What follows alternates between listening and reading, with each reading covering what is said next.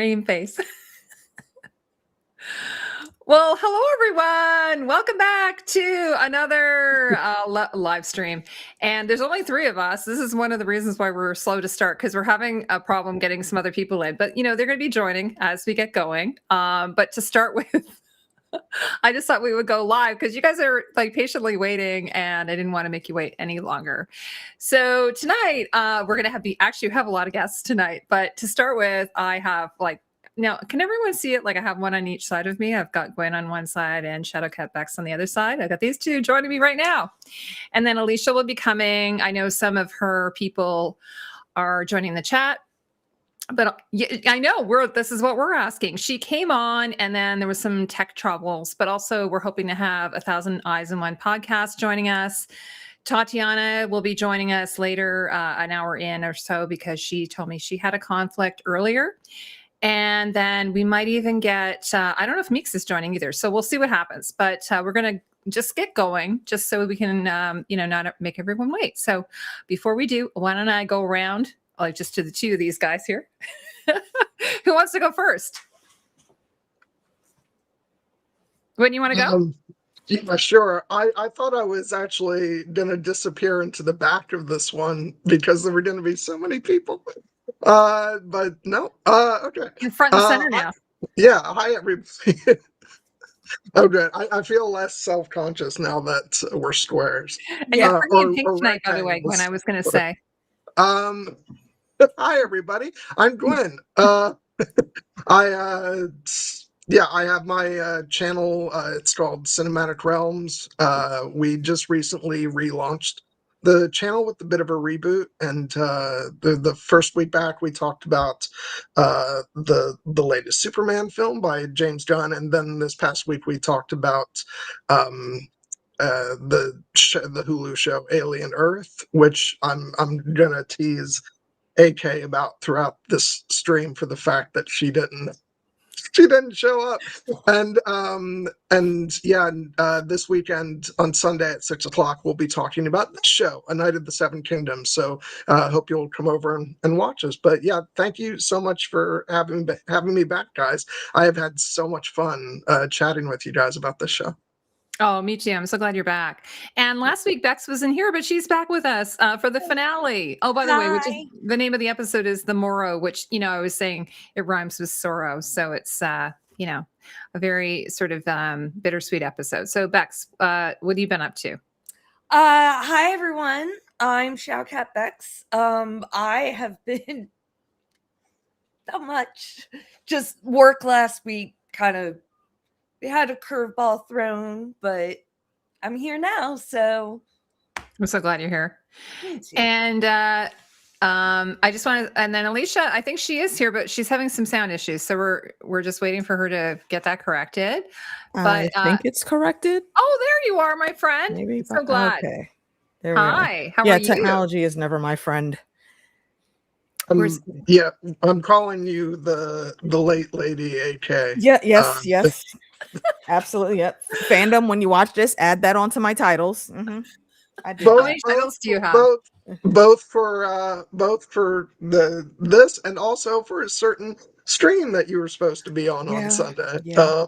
I own my faults. I did that. I totally spaced on my couch, and I was literally sitting like, oh, it's good to not have something to do for once. And then I saw the message and I was like, oh damn, I forgot that one thing I had to do.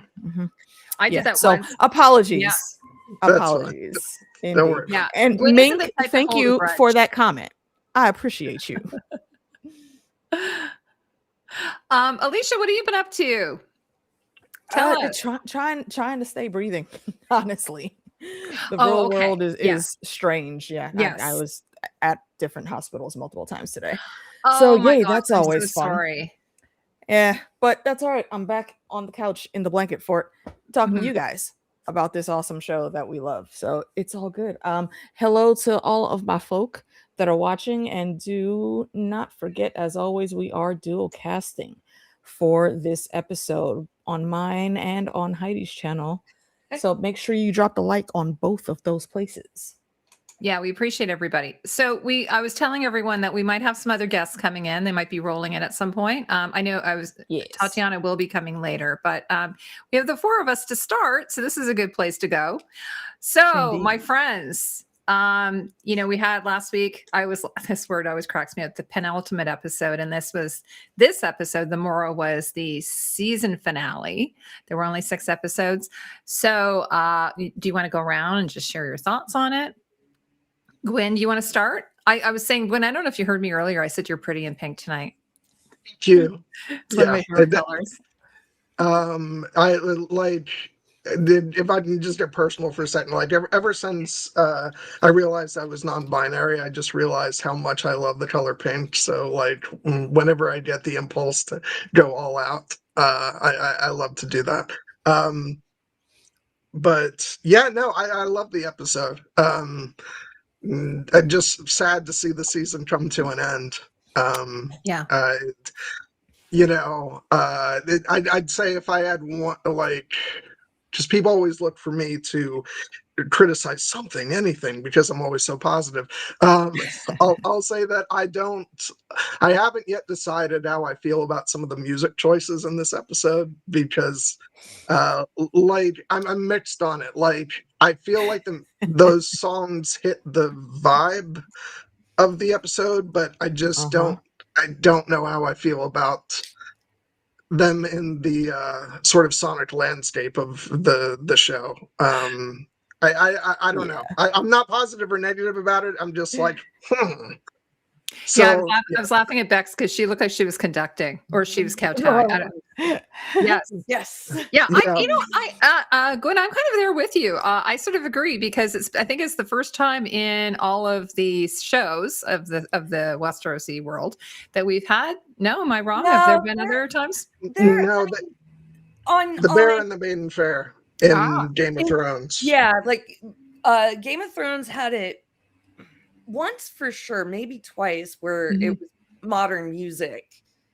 One of them was was a modern band doing the Reigns of Castamere, but they had like it was over the credits though, wasn't it? Yeah, they didn't put it like smack dab in the episode. Okay. So Bex, how did you feel about it then? What were your thoughts? Gwen took the words right out of my mouth, where like the jazzy opening, like like that shot was great. That was probably it tonally I loved it, but it was like I don't need like anachronistic music like at this point, like but I love the track at the end. Like for some reason that hit, but yeah. I think it might actually be inverse for me. I think I struggled more with the track at the end. Even though like on first listen, when that first track hits in the beginning of the episode, I was like, that doesn't fit. But on rewatch, I'm like, but it like it punctuates the humor of the moment. So I kind of like it in that way, but I don't know. It's like as you're saying, in the sonic landscape, like it's like what? Okay, I struggle with that. The only times when I don't struggle with it is like when it's a period movie that is clearly making a statement, like this is different, and we're using the music to convey that. Like I love the use of music in something like A Knight's Tale, or when I went to go see Wuthering Heights, I actually really liked that because the whole movie was going for a sort of style that was different. But Game of Thrones has typically been such a more traditional, like orchestral musical landscape, with the exception of like those 1 or 2 times Game of Thrones, which I did not like either of those. I think the 2 I'm thinking of in Game of Thrones were the rock rendition of the Bear and the Maiden Fair when Jaime gets his hand cut off, which I was like, nope, don't like that. There And was also like then, Florence and the Machine. Was that a yeah, but that worked okay? for me. It's like, as long as it sounds like it could conceivably be in the world, like I'm okay with it. I actually love the Nationals end credits version of the Reigns of Castamere in season 2. What Oh, we lost didn't Bex. and now I'm feeling self-conscious again. She'll be back. And, Here, I can move you if you want. I can move you over here. and then I think there was a version of the Reigns of Castamere that took place like at Joffrey and Marjorie's wedding that I was kind of like, I don't know if this really feels like it fits. I can't put you there because then the emblem's on your head. That's fine. Sorry, Dan. So I don't know. Like, that's why I put these musical choices more under the column of I'm mixed rather than I'm not outright negative about it, because I do think mood wise they fit. I just they do pull me. Although I will say, to the show's credit, I think it announces right off the bat in episode 1 that it's like the way it's treating music is sort of speaking more directly to the audience, because we get that hint of the main Game of Thrones theme acting like it's going to go into this big opening title sequence, and then it completely cuts that off and goes to Dunk taking a shit. Yeah. So that kind of helps it a little bit, because it's saying we're having a conversation with the audience with the music. So I don't know. I just thought I'd point that out, because it's probably the one thing that I'm not glowing about with the finale. So, but otherwise, I absolutely loved it. And I think my most surprising takeaway from this, and we talked a bit about this last week, but how much I really loved Makar in this season, and in particular in this episode, because I think he was just so wonderfully humanized in a way that, I mean, it's been a while since I read the book, but I don't remember having as much affection for Makar when I was reading the novella. Come on, sound. Lady Meeketh, Hey, You look beautiful, my girl. listen. looking like the bear and the maiden fair. She does. Go on. She's like the belle of the ball. I'm exhausted. I wanted to pop in. Amazing.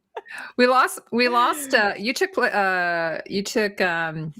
Beck's place because she fell off at some point. Yeah, I'm sure she'll be back. Gwen, I was going to say, before we move on, you were mentioning about how a movie's soundtrack, it can be like a historical, and then if they can use contemporary music, and sometimes it works. I have to tell you, I watched Highlander on Friday with Which my one? kids. The original, the 1980. Oh, that's something. Highlanders in the category. The one with Raiden. Yeah, well, it's all Queen music, right? But anyway, so yeah, amazing. Because we were talking about it last live stream we were doing, and I was like, oh, I have to rewatch that, because of course they were doing a remake with Henry Cavill. So anyway, I mean, it still holds up. It's still pretty fresh. Don't you know that Queen traveled back in time and actually performed music in the Highlands? Scotland in the 1500s. Yeah, so then, Well, I'm going to tell you, there were no it works Celts in the perfectly. 1500s, so that wasn't right either. So that's something I learned in my research about Outlander. And there can be only one. Actually, there's wait a minute. husband's Damn, here. I got him. We for real got a whole. I'm an idiot. house Friends. tonight. What's going on? I'm a fucking idiot. I'm sorry. Look at your beautiful face. I thought it was. Long I thought it was time at no 8. see. I was just. You know what, Justin? It was at 8 normally, but what happened was Tatiana, she found that too late. But then, of course, tonight is the one night that she can't be here at 7. So I know I was running around going, "Oh my god, I'm not going to make it in time."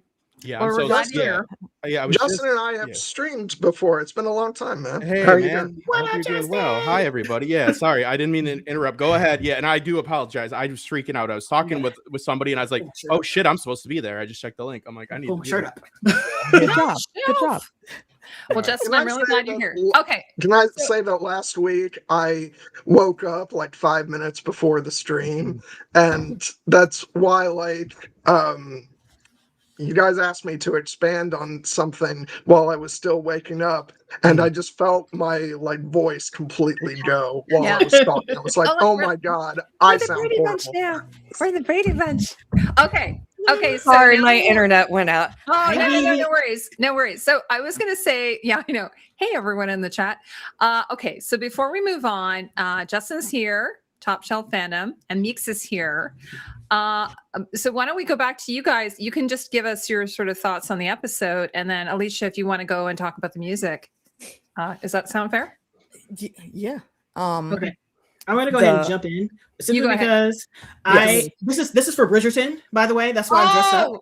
You also look lovely. So pretty. That's why I put in the chat. Lady Meeks has entered the chat. Yes. So this gorgeous. is for Bridgerton. So I'm like in the middle of waiting for my food after finishing Resident Evil. Not finishing, but starting Resident Evil. So I was like, wait, let me just, and I could, but I thoroughly enjoyed the last episode. It was just so eye-opening, and seeing how Makar just ain't had no control over nobody. Poor guy. Mhm. He ain't had no control over his kids, no control over it's just, and now he's feeling all type of way because you know his brother is dead at his hands, pretty much. Mm. So I mean, I really liked how they wrapped it up. I just like the change to the 9 Kingdoms was really funny. The sweet jazz in the beginning, I hollered. So funny. I was like, this almost feels like a porno when you stand over two people standing over you looking, and I was like, oh, the sweet jazz is in there. What's gonna happen? Something happening. Is it that type of And that right there is the point that I wanted to make. Because if you were watching American TV in the late 80s to mid 90s and you start hearing a saxophone riff, someone is about to die or a cool action sequence is about to start. Oh, no, I just thought ass was about to be clapped, but I knew that wasn't the thing. That's when I hear like a saxophone. That's what I hear. That's what I'm reminded of. But that's me and my I always think it's going to be Careless Whisper. When I hear a sax, that's my HBO After Dark mind when I was a child. And I shouldn't so the saxophone means that I need to turn it down. Yeah, them Red Shoe Diaries should not have been on our watch list. Oh my but they was God, there. Alicia, we have to talk about that show at some point. Like that. Mine was that, and then Silk Stockings on USA. And about But Silk Cinemax. this was not 80s like smooth jazz. I'm like, no, this was the smooth Miles jazz, Davis was jazz. Clappingtons. But yeah, I really enjoyed it, and I'm very glad that we're getting the second season next year. And they've already been like 3 or 4 weeks into filming, and it's just I'm excited. I'm so happy. Indeed. Justin, okay, this is your first time here on the stream. Do you want to just give us your thoughts on the season as a whole? Or you could do, if you want, you could do that first, or you could do this episode and then your thoughts on the season as a whole. Like there's okay, I'll keep it short. I loved it. I love this. I absolutely loved it. I loved like a 9 out of 10. My quick little scruples with it is I am about a wink and a nod over like the heavy diarrhea in the bodily fluids. I'm not huge on it. Doesn't kill it. I do think that there's like none of that, and like there's not even a hint of that type of stuff in the books at all. But I do get why they did it in the subverting expectations really did pay off with the Game of Thrones theme. But like they could have just showed him, pooping, not like like crouching. Like in pooping, like got the message without the huge diarrhea, but I think like a wink. I think they could have showed restraint. They could have not showed it at all. Justin, we just want you to act that out. How would that work again? Well, they could have just had him behind the tree taking a dump. Like you don't need that. Who is we? Well, they show him projectile. There's a difference between like, okay, we want to show that he lives in the hedges and he's taking a shit outside. This is like a raw, funny story. And then there's let's show the diarrhea like come out like it's like a pukaki. Like video there, it's called a wink and a nod and a little bit of restraint. Like they tend to like not have any like restraint. I thought where they could have showed it a little bit of a easier hand, but not the biggest deal. I get grossed out easy. I don't find poop jokes funny. I think I don't dig that shit. So but that's fine. The series still was excellent. It did pay off when Baelor it made me come to tears like a little whatever, like a little wuss. I'm being keeping it cool here. But when the theme finally played, it did pay off. I just think you get it to pay off. Like again, like another example of this is like, okay, when Arlen comes out and Pennytree comes out and he saves Dunk, for the first time, it was obvious he was drunk that he'd need to throw up on himself. Like they just don't have that little bit of restraint. I think they could have been like, no, have him puke all over himself. And it's not the worst thing. It's not like it ruins it or anything. But for my taste, I think just There was a lot of puke last week.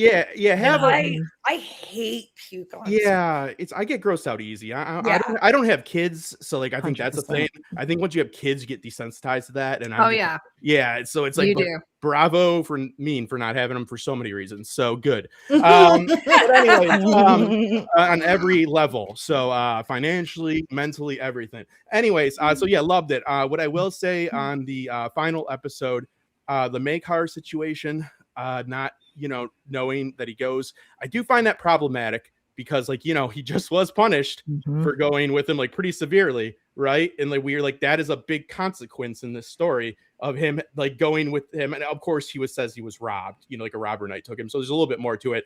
But the whole like Home Alone like oh Aegon, it's like didn't we just have a prince die over like a similar situation? So I think it kind of like undercuts them. But again, 9 out of 10. I loved it. I mean, it's easy to say that these things like are why can't they just make the big shows like this for lots of reasons? Studio oversight, like less money means less oversight, more control, simpler, just keeping it simple, just keeping it pooping. Diarrhea and jazz music. I don't care for the music, contemporary music. Again, these are nothing that ruined it for me, but didn't like that. But those are my quibbles with it. But man, did I love it. I wish there was a little bit more jousting. I watched that Ivanhoe. I'm not pronouncing that correctly. The inspiration of it, where George Ivanhoe, I believe, was inspired. Yeah, I just watched all the jousting from that. I was like, Ivanhoe, is that like cottagecore, but with it Ivanhoe? It's with Ivan the Terrible porn. Oh, Ivan the Terrible. That's a different Ivan Terrible than Ivanhoe. cocky porn. It's really good. Yeah. It's a yeah. Let's not expound on that at all. Well, you guys said you liked the poop. I thought it was good. I like my other stuff. So yeah, but no, really, really good. I mean, man, nobody could have done Egg any better. Nobody could have done Dunk any better. I love both of them. That kid just screams just energy and just rawness. And man, they got lucky. They got lucky with that kid. I mean, he is one of a kind. I hope to God they're taking care of that child. They're giving him degrowth I know hormones they right are. now.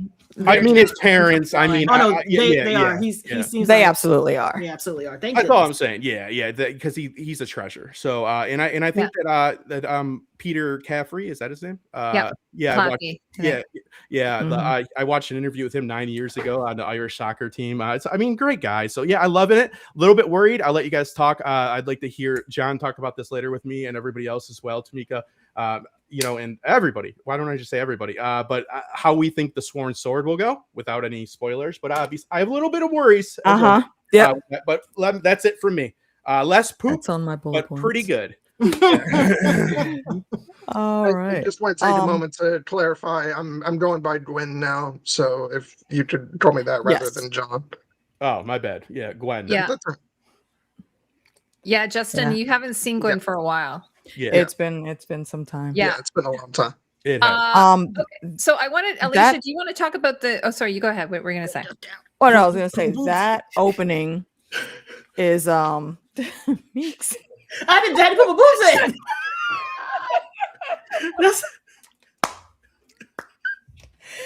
This is why I love my friends so much. What happened? What happened? That's why I put these up. Tell me too. She had to adjust the girls real quick. Oh, okay. So I didn't see what was going on. Yeah, I went all the way down. I was over, but me and Bex started laughing so hard because we're women. We automatically knew exactly. I didn't see what was going on there. Yeah, I totally relate. I had to tuck. Yeah. Yes. Oh, yes, definitely. I know what you're talking about. I have to see you in your courses sometimes, Meeks. I took that thing off. I had to get to the car. I was like, listen. Oh, hey, Maker, I could have done without the fart joke. Just to answer that question. Yeah, no poop, nothing from the butt. Thanks. Yeah, no butt. Alicia, do you want to talk about what your thoughts on the music are, or whatever your other thoughts are? The music specifically is one of the reasons I'm looking forward to our other two guests that will be coming in, because not only are they jazz heads, but they both work very closely in the music industry. So I'm very eager to hear what they have to say about it. For me, and you can see when I did my reaction to it, it's like it's out of place because it's definitely not in that time frame. I did not expect to hear the sad jazz music coming in. I loved saxophone though. It fit because it was melancholy, but it was still out of place because it's in the wrong time period. So I don't hate it, but it's kind of like a thing I could take or leave, and it wouldn't really affect much. So no real big there. You know, it kind of just felt like it was trying. I'll be right back. Sorry. Yeah, like I don't know what exactly they were really going for using that. I mean, but you know what, it was a couple seconds out of the whole of this season, which I've mostly enjoyed throughout this whole time. So let's see. I do agree with Justin for what happens in season 2 with the Sworn Sword, because Egg leaving the way he did has repercussions that they're going to have to fix for very specific situations that are coming. So I'm wondering how they're going to do that, because like when that scene first started, I was looking at it, I'm like, okay, great, you're on the way, but why don't you have more gear with you? And I didn't pick up on why he wouldn't have more gear until we got to that, and Maegor started looking around, and I said, of course, this little asshole snuck out again. Of course. But in the book, that's not how it was. They were given like multiples of supplies and something very special that would be like a wild card if they had to pull it out concerning Egg's boot. Okay, well, but see, I get the gist that we don't have that here. That the whole conversation has been going on ever since that episode about what the book actually says. And technically, it's not said that he got permission. It's implied, and you can assume, but it's not said verbatim in the book that he got permission.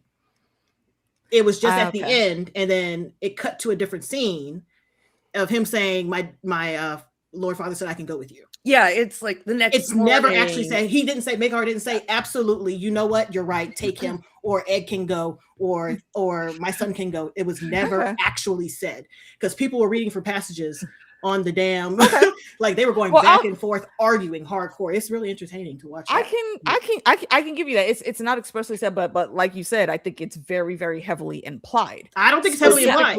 I don't think it's heavily implied. I think it just depends on how you take it. Unless it's explicitly stated. Maybe so. In the show, they explicitly state that it's not, so they're going the other way. So I don't really want to get into any of this because it is like kind of like a fruitless thing. But it's still implied. It's still implied. It is still implied. In the story, they don't have to show it. I know in the book they don't have to tell you that he, as long as they do, because it doesn't say he did it, but they don't have to say that. Listen, it's pretty clear. There is nothing to the contrary in the book, so I would argue that's straightforward. You don't need to clarify every little thing. He doesn't. Yeah. So but like today's readers do, and that's the problem. Yeah, I know. Yeah, that's the problem. In the TV show, I say, hey, don't put ketchup on that, they're like, you didn't say don't put mustard on that. So I'm going to put mustard on that. So in the books, if Egg says my dad said I can go, and you don't have a scene of him saying anything else, that's a go. Like he said they can go. In my opinion, or that, as long as you believe it until otherwise, but it's still assumed. Because you don't from Maegor himself, it's still an assumption. Yeah, you've never seen him. Yes, and you agree. Yes, Egg said my dad said I can go. Yeah, it's not the same as Maegor said he can go. Yeah, that's the point. What I thought was really interesting is that they're sort of playing up this idea that Egg is the last of the children who has like some promise or potential, and if he's the only one, if he stays on, then he'll be corrupt. Right? He'll become corrupted, and so, but. In the episode, there's a few instances where he actually lies. I mean, he's a liar, pants on fire, right? Cheeky. Yeah. So, like he said, when you were, were you listening in? And he lied. He said no. Now, I think Duck knew he was lying. In that case. Oh yeah. That's why he asked him. Now, so I think the way they go with that is. Just I it's not that big of a deal for me. It's just noticeable that he now has snuck out again without a permission. So now, pretty so much. Now I'm just wondering what they're going to do to like. So how they're going to handle it. And honestly, it's not an item that is really needed. It just has a large enough footnote in the grand scheme of things for it to stand out in everyone's mind, because if he left without And it's permission, very he's sitcom. probably It's not like, gonna have dang that it, kind of Meg! voice. Yeah. Very Well, I know I was saying on familiar. Reddit, Exactly. people on Reddit were making all these comments, sort of like, oh, that Makar will be like, trying to, every time he arrives in a new town, thinking he'll have found egg, and then they'll have, escaped again, like those darn kids, But for me personally, I have to say, I love the ending as it was, like with Arlen Yes. What's up, going Adamantium? off the pasture. It was a That hurt beautiful my ending. feelings. Right That- there, Heidi. Yeah, it was a good perfection. callback. And I have to say that actually it kind of ruined it a little bit for me. That little, They what do they don't call know it? where to stop with the epilogue. humor. They don't know when to stop. That's what I'm saying. Yeah. You're so right. No, I liked it. I thought it I was- loved it. I love when I thought it was very undercuts. symbolic because of Yeah, obviously drama. they're always going to reference Game of Thrones stuff. So this is like John and Ned when they split off in the roads, when one's going south, one's going north, and this is like that last little spirit of Sir Arlen. Okay, boy, I done did what I could do. You on your own now. I'm gonna go ahead over to this afterlife and go have some drinks in whatever 7 heavenly realms It's he like ends they're up afraid in. to be sincere. 9 heavenly realms. Yeah. Yes. Well, I don't know if it was a mistake on Peter's part, but he also looked back at him when he went to the left. Yeah. And I was like, was that a mistake, Yeah. or was he just looking like, okay, your watch is done? type Maybe thing? Like, okay. he heard a whisper of something, or Yeah, that's what I'm heard like, I from wasn't sure horse if that was a hooves where mistake, he but I shouldn't like have. that he So looked back. yeah, I really didn't mind that part at all. I Beautiful. kind of liked it. It should have ended there. I think the show has so much sincerity, so I don't feel like it's undercut, but I do think like it can often work to have something really sort of dramatic and heartfelt, but then end on a joke because it'll lighten the mood a bit. I always one of my favorite endings to a film is actually the film Serenity, and you have this big heartfelt thing where Mal and River are like co-piloting the ship and taking off, and the music rises, and then a piece of the ship falls off, and you hear Mal go, "What was that?" And like I don't know, I like when things end on a laugh, because it in the case of like if it's a movie, it has you sitting in the theater like laughing and happy and like I don't know, for me it works, and I just like I don't know, I just When does find this the one entire crying in the car? concept really funny. Yeah, I just think that it's just the amount of humor that was in the last episode. If you do the percentage, there's more humor than there is sincerity, in my opinion. So it's like, I get what you're saying, Gwen. Like, I get it. Like, and first off, nobody's wrong here. It's just you liked it more than I did. Yeah. So it's not like, you idiot, Gwen, you moron. Come on. No. It's like, I liked it. Or I didn't like it. You did. So it is what it is. Like, are you defining sincerity as like a serious moment or a heartfelt moment? I think it's undercutting It's the Great Pumpkin. That's what I was undercutting it, and there's been enough jokes this episode, mostly jokes. It's like they're afraid to be serious, in my opinion. Sorry, I got some on my lips. So yeah, but that's it. Everybody can feel how they feel, though. Yeah, I would say, and no problem here. I do disagree that there's more humor than sincerity in the episode. I think the episode is chock full of sincerity, and just because something's funny doesn't mean it's like it's robbing moments of seriousness. I don't know. I feel very it undercuts differently stakes, though. It just undercuts stakes too, because it was just a big deal. A trial by 7 happened because of an action similar to this. So it's like he didn't learn it. It is what it is. I mean, it works for some. It doesn't ruin it. I fucking love the show. So you know what I mean? Yeah. Bex, let's let Bex say something. She's sitting there very quiet, and I'm curious to know what's going on. Say you agree. Say you agree, Bex. Please. Well, No, I'm joking. I do think there is a tad of heavy-handedness at times, and I think it's their, they really went out on a limb from the get-go to make this series be distinct from Game of Thrones and House of the Dragon, and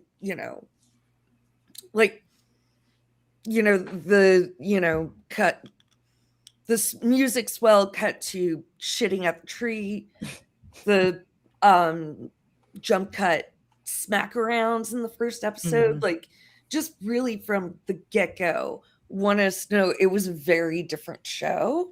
And I think I hear what Justin's saying, that maybe there was something just a little heavy-handed about this episode, but I also didn't mind it for the most part. Like, I was only really, my only grievance was the smooth jazz. I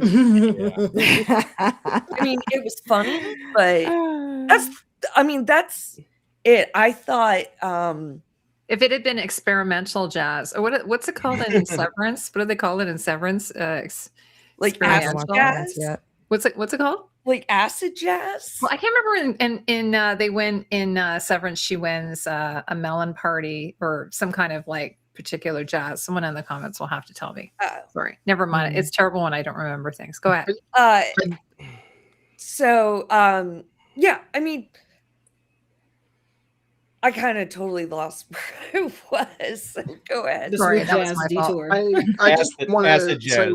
I just want to say one more thing as it relates to the end and with Makar. Actually, I rather like that Makar didn't give his consent for it, because I remember when I read the novella, it seemed to fit, but watching the show, it just felt to me like it's just would be like, I understand why he says, no, I'm not going to let Ed go, because it just seems like it would be terribly irresponsible as a parent to let your Targaryen child go off into the wilderness with this, not fully trained knight, where anything, God knows, anything could happen.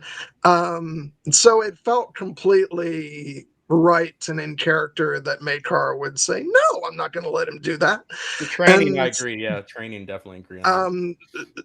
It's just, I think that's kind of in my mind, that's kind of an irresponsible move as a parent. I don't know. And for some reason it works in the novella, but in the show, I just felt like, no, I totally get it. And so that's why I'm fine with it. It works because of how we see Makar. Like, we don't get to see him and his expressions. The actor puts so much more to him, what we're seeing on the screen. Like when he's talking to Dunk about how this is my last son. I'm pretty sure when I read it, I'm like, oh yeah, he's like, well, this is it for me. Like, I got to do this. But in here, he was like, this is my last son. This is my last chance. You can see the emotion on his face. Like, I just lost my brother. Keep him close. Like everything is happening. I got to send one son off because he's a piece of shit. The other one is stupid. The other one is at the Citadel. Like, he's literally like, I can't. And you see that in his face, but you're like, and he knows Egg is literally the one with the most promise to do anything if ever he had to step up. There is one small thing I guess it's not small, but I do got beef with Makor, because that scene with Egg going into the room with the knife to take Arian out, and I stand by him on that. If you put him on trial, I will be the jury member that says not guilty. Get the fucking apple. I wonder how much Makar actually knew, and just given from the emotion of that scene, I think he did know. Whether or not he stopped it, I don't know, but it just to me it spoke volumes. Like he didn't try to reprimand Egg at all, like because he knew. He's like, yeah, he's a monster. What was in there, and I don't vibe with parents that let their kids go through anything like that. Well, you gotta think about it. It's on like another Targaryen way. Nobody is having a normal, nice childhood as a Targaryen. Everybody's getting fucked with. Yeah. So he was like, well, I mean, it sucks, but hey, it's for dinner, for the love of God. I mean, I think Egg does like fish, but I mean, really, I mean, did you see that fish? Did you see how he stabbed it up too? It was like it's like he should be getting fish sticks and chicken nuggets. Like, what is that? Well, he doesn't have you, Heidi, as a mom. That says back then they got that. Those Sammys, those were the types of things you feed them. And to me, I didn't feel there was any ambiguity about whether or not Makar knew that's what Ed was up to, because you hear the knife drop. Yeah. Like I think that's why he was in there. not just because he was worried about Arian, but because he knew this would be the like perfect time for Egg to come do something. Because like we said last time, we've been saying all season, he absolutely knows that Arian is a fuck ass piece of shit. It's like Catelyn protects Bran by sitting next to him because he's a good kid, and then he's protecting his son because he knows like he's a piece of shit and people want to kill him. He's like, oh shit, this kid sucks. You know, I mean, it's like Joffrey. There's a lot of Joffrey mirroring happening there as well. Yes. That fish, I want to say, he goes that he does say that Arian used to like the fish and used to be like a jolly guy, and then there's that fish, and it's like Dunks or Egg has it all stabbed up, unless he just like was like Jamie struggling to eat his meal. I don't know. I think that though. I think it was intentional though. Oh no. Yeah. The only other like big point that I made sure to bring up when I talked with Phantom and DJ about this on Tuesday is that last line that Sir Longtree gave us, that a true knight always finishes a story. Hey Germ. Yeah, that's I need you to actually come on and get this knighthood and finish the damn stories. He put that in there just as a dick to everybody, telling him to hurry the fuck up. Right, exactly. Because George be looking at this shit and cussing each and every last one of us out. I bet about George these stupid ass tinfoil theories we come up with and trying to rush him to finish the book. I feel like I'm not trying to rush you, bro. I just would like to read more of the story. I would like to continue any of the story because there's so many things unfinished. Give me something new. The rest of the series. I don't know that he ever. But don't really give me Flesh and Blood too. Flesh and Blood, Fire and Blood too, because we already know where all those stories are going to go. Take me over to the north for the She-Wolves of Winterfell. Yeah, let me know what was going on. Shit, if you're going to give us another new show, give me the Great Empire of the Dawn. How did this shit start? He's always been a short story. Something. He's always been a short story author, though. That has always been his his bread and butter. Fair enough. Yeah. No, but he knows this is like his magnum opus. He's got to have more control. Yeah. Don't think I'm not with you. I got you. Yeah, I'm with you. Look, I am pretty famous in my circle for loving to troll people about George finishing the books, and so I freaking love that line. I was howling. I laughed as well. I bet George okayed it because George believes he's gonna finish. Oh, absolutely. I wouldn't be surprised if he's the one that put it in there. Neither would I. Yeah. But I was going to say regarding whether Egg was knighted or not. Do you think that's a definite confirmation that he was never knighted? Absolutely. He said, "Why did you never knight me?" Yeah. Oh, yeah. Well, if we're going by the rationale that we've been going by earlier, he woke up though. Could have happened after that. Exactly. Yeah. People are still on that, and I just like listening to both sides. I think he's never been knighted, but yeah. Yeah, he hasn't. It's pretty clear. There's still plausible deniability. Oh, there. It is. We're warrioring. Go ahead, Bex. It's just fucking the life out of it. Like Gwen said, there's plausible deniability, and we're going to just like fight about it for the next 5 years. Let's make it not. I'm not hard on either side of it. I just like hearing and seeing the conversation about it. I'd like to see a car crash too. You know what I mean? A train wreck. Yeah, let's watch it. Yeah. So. They watch it all the time. One of the things I was thinking about, because as he was nailing the penny to the tree, I was like, you might need that penny one day. It's not that. But I was thinking, why did he not? Like, this is me. I would have stripped Sir Arlen completely buck naked and buried him like without any clothes, and I would have sold all his clothes. I was trying to figure out why he didn't do that. I don't think he would have got. That's very Fallout of clothes. I like that. Like you said, that is very Fallout. You know how much clothing was worth back then? How do you, Scott? You're on one knee with even like hedge knight rags that were dirty and stinky. Did you not see that leather tabard he had? He had a leather tabard.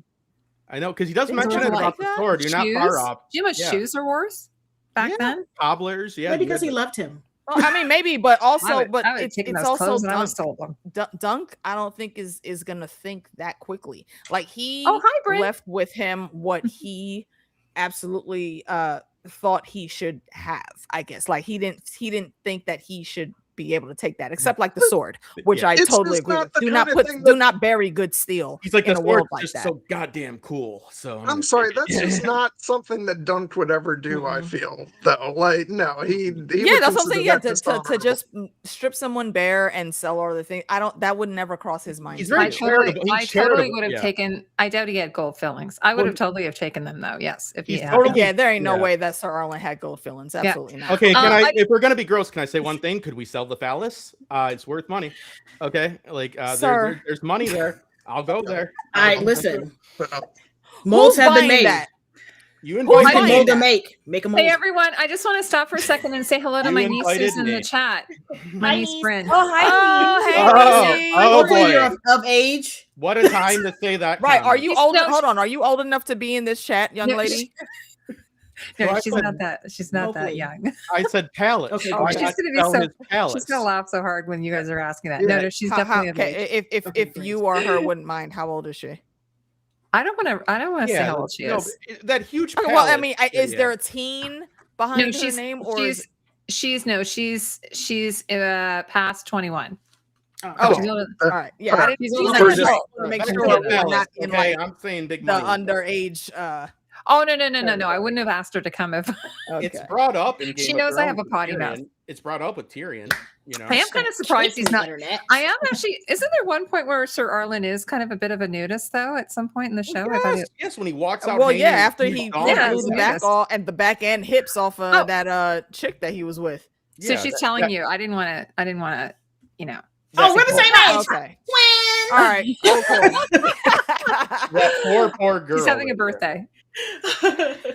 That girl is probably still laid up in Oh recovery. yeah, he goes. Yeah, here's the money for the surgery. Listen. Yeah, exactly. Yeah, you need to drop her an extra few pence to get Yeah. that taken care of. I would The other never. thing I was thinking about is all those pennies that are on that tree in the town. I would Yeah. I would have just gone and taken all those pennies. What was is a it hard with life back Scrooge then. McDuck over here, It Heidi? does. I mean, it does. No. Well, I see. I think that the reason that they weren't taken is it brings me back to the Broken Men speech. Like it's he said after a while it was like real hard to find space to even put another copper on there because how many of them boys never come home? Yeah. And then Heidi's over there. So like, he I didn't think come home anyway. that was the point I of get putting the that there. dagger And out. Kolnitsky, hold on, let me say hello to another one of our historical legends always in the chat. It is Heidi- good to see you, my friend. Heidi I Good to have see to. you. I think we have to send Haymaker to his room for this one, though. Arlen punched off. I mean, he's not wrong though. No, I just know. I'm totally saying. kidding. It's It funny. takes a lot of bravery to say what he did. Yeah, Over the past and it couple wasn't weeks, Dunk's castle wall. Can I say something about Dunk? What Heidi's brought up an interesting point because Dunk is quite like relaxed with his fiscal situation because he gets sweet. What's the Sweet tooth? Is it sweet, sweet mouth? Sweet. Oh, I'm not the only What one. What is the horse's name? Oh man, I thought I was going to Sweetfoot. think of it. Now we all look stupid. Sweetfoot. That's it. There we go. Sweetfoot. Okay, Yes. so Sweetfoot is like given back to him by the fucking Apple Boy, and Mm-hmm. he doesn't even. So like he is very charitable for like he doesn't. I don't think he holds things of like of money like worth. Like he's not materialistic. There's Yeah. the word. That's why I said Yeah. Any type of like trading or stealing like that, it would not cross his mind to do, and he didn't need that extra horse. And I think Well, he coulda Sweetfoot is used the one it. that's older, right? Yeah. I'm just thinking about my next meal. Yeah. I mean, like life was Yeah. tough back then. Heidi is in Like, Fallout, I mean, totally well, over encumbered. I am. Just Yes. walking I've been like. watching I've been watching a lot of yeah. dystopian shows lately. No, so you I'm need to go thinking, play you're bringing Fallout me up your because next that's meal. the type Go play of shit Fallout. that gets you Yeah. rich in Fallout. She's Yeah. trying to get to the Yeah. vendor Yeah. to sell the cloth. Gather all of the things until you can only move like 0.1 miles every 15 18 minutes. hours to get to and then Diamond sell it. City. Yeah, 18 hours to get to Yep. Diamond City for Heidi. All Or right. even 18 hours, like, what's Diamond City? Yeah. You didn't talk to anybody? Once Oh, you- okay. Once Yeah. you get there and you get the caps, it's worth it. Yeah, you get the best cement there. You get I good was deals thinking on the reason cement. why he didn't take Sweetfoot is because that would be another mouth to feed, and he doesn't have the money to feed.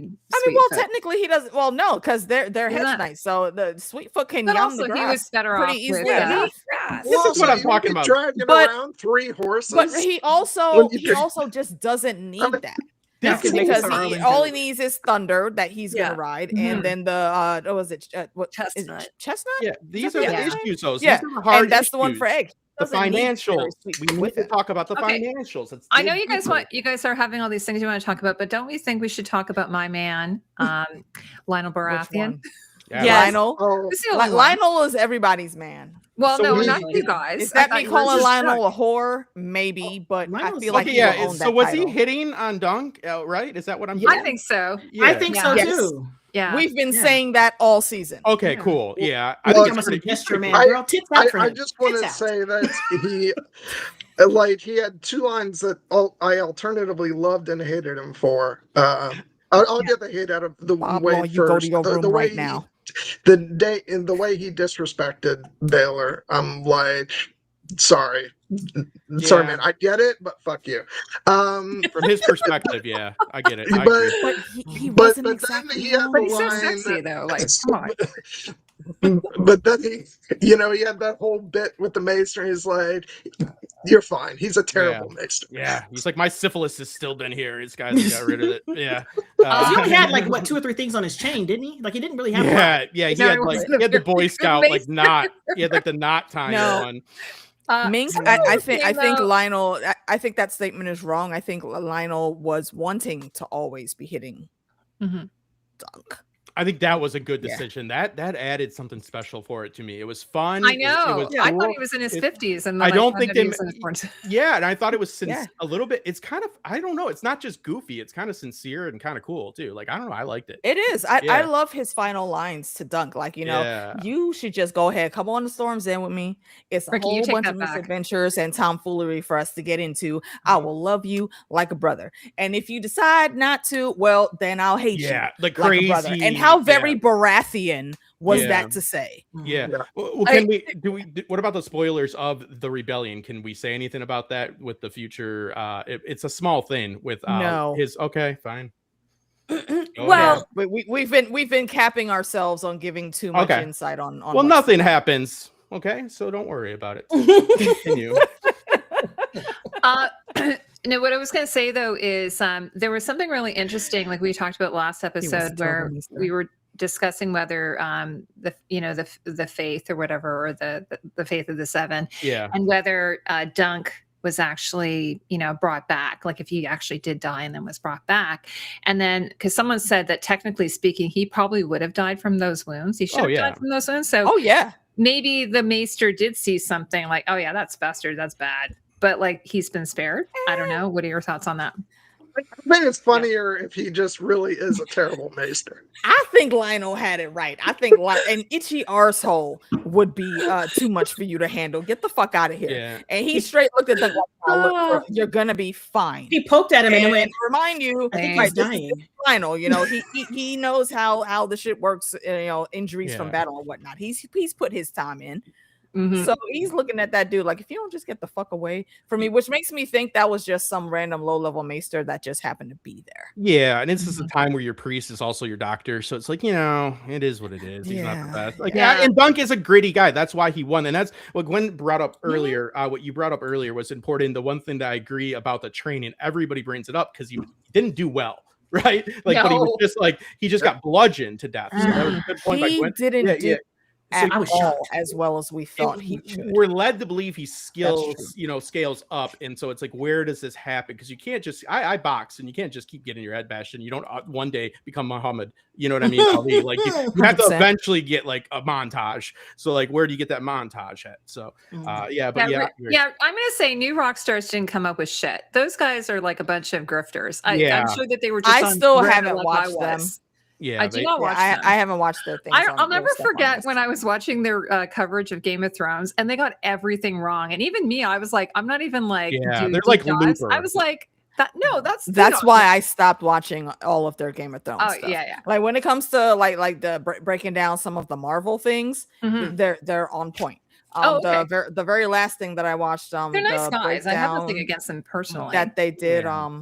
I don't remember what the girl's name is, but they brought in a Latina YouTuber to break down Bad Baby's performance at the Super Bowl, which fantastic job, because she is also Puerto Rican, so she broke down all the details that unless you're from there you wouldn't know what a No, lot of that is. That's the white guy. So scream that's it. cool, but besides that, yeah, there's not a whole lot I watch on New Rock. Yeah, I would have liked to see their breakdown, our loopers breakdown of what we missed during the halftime show.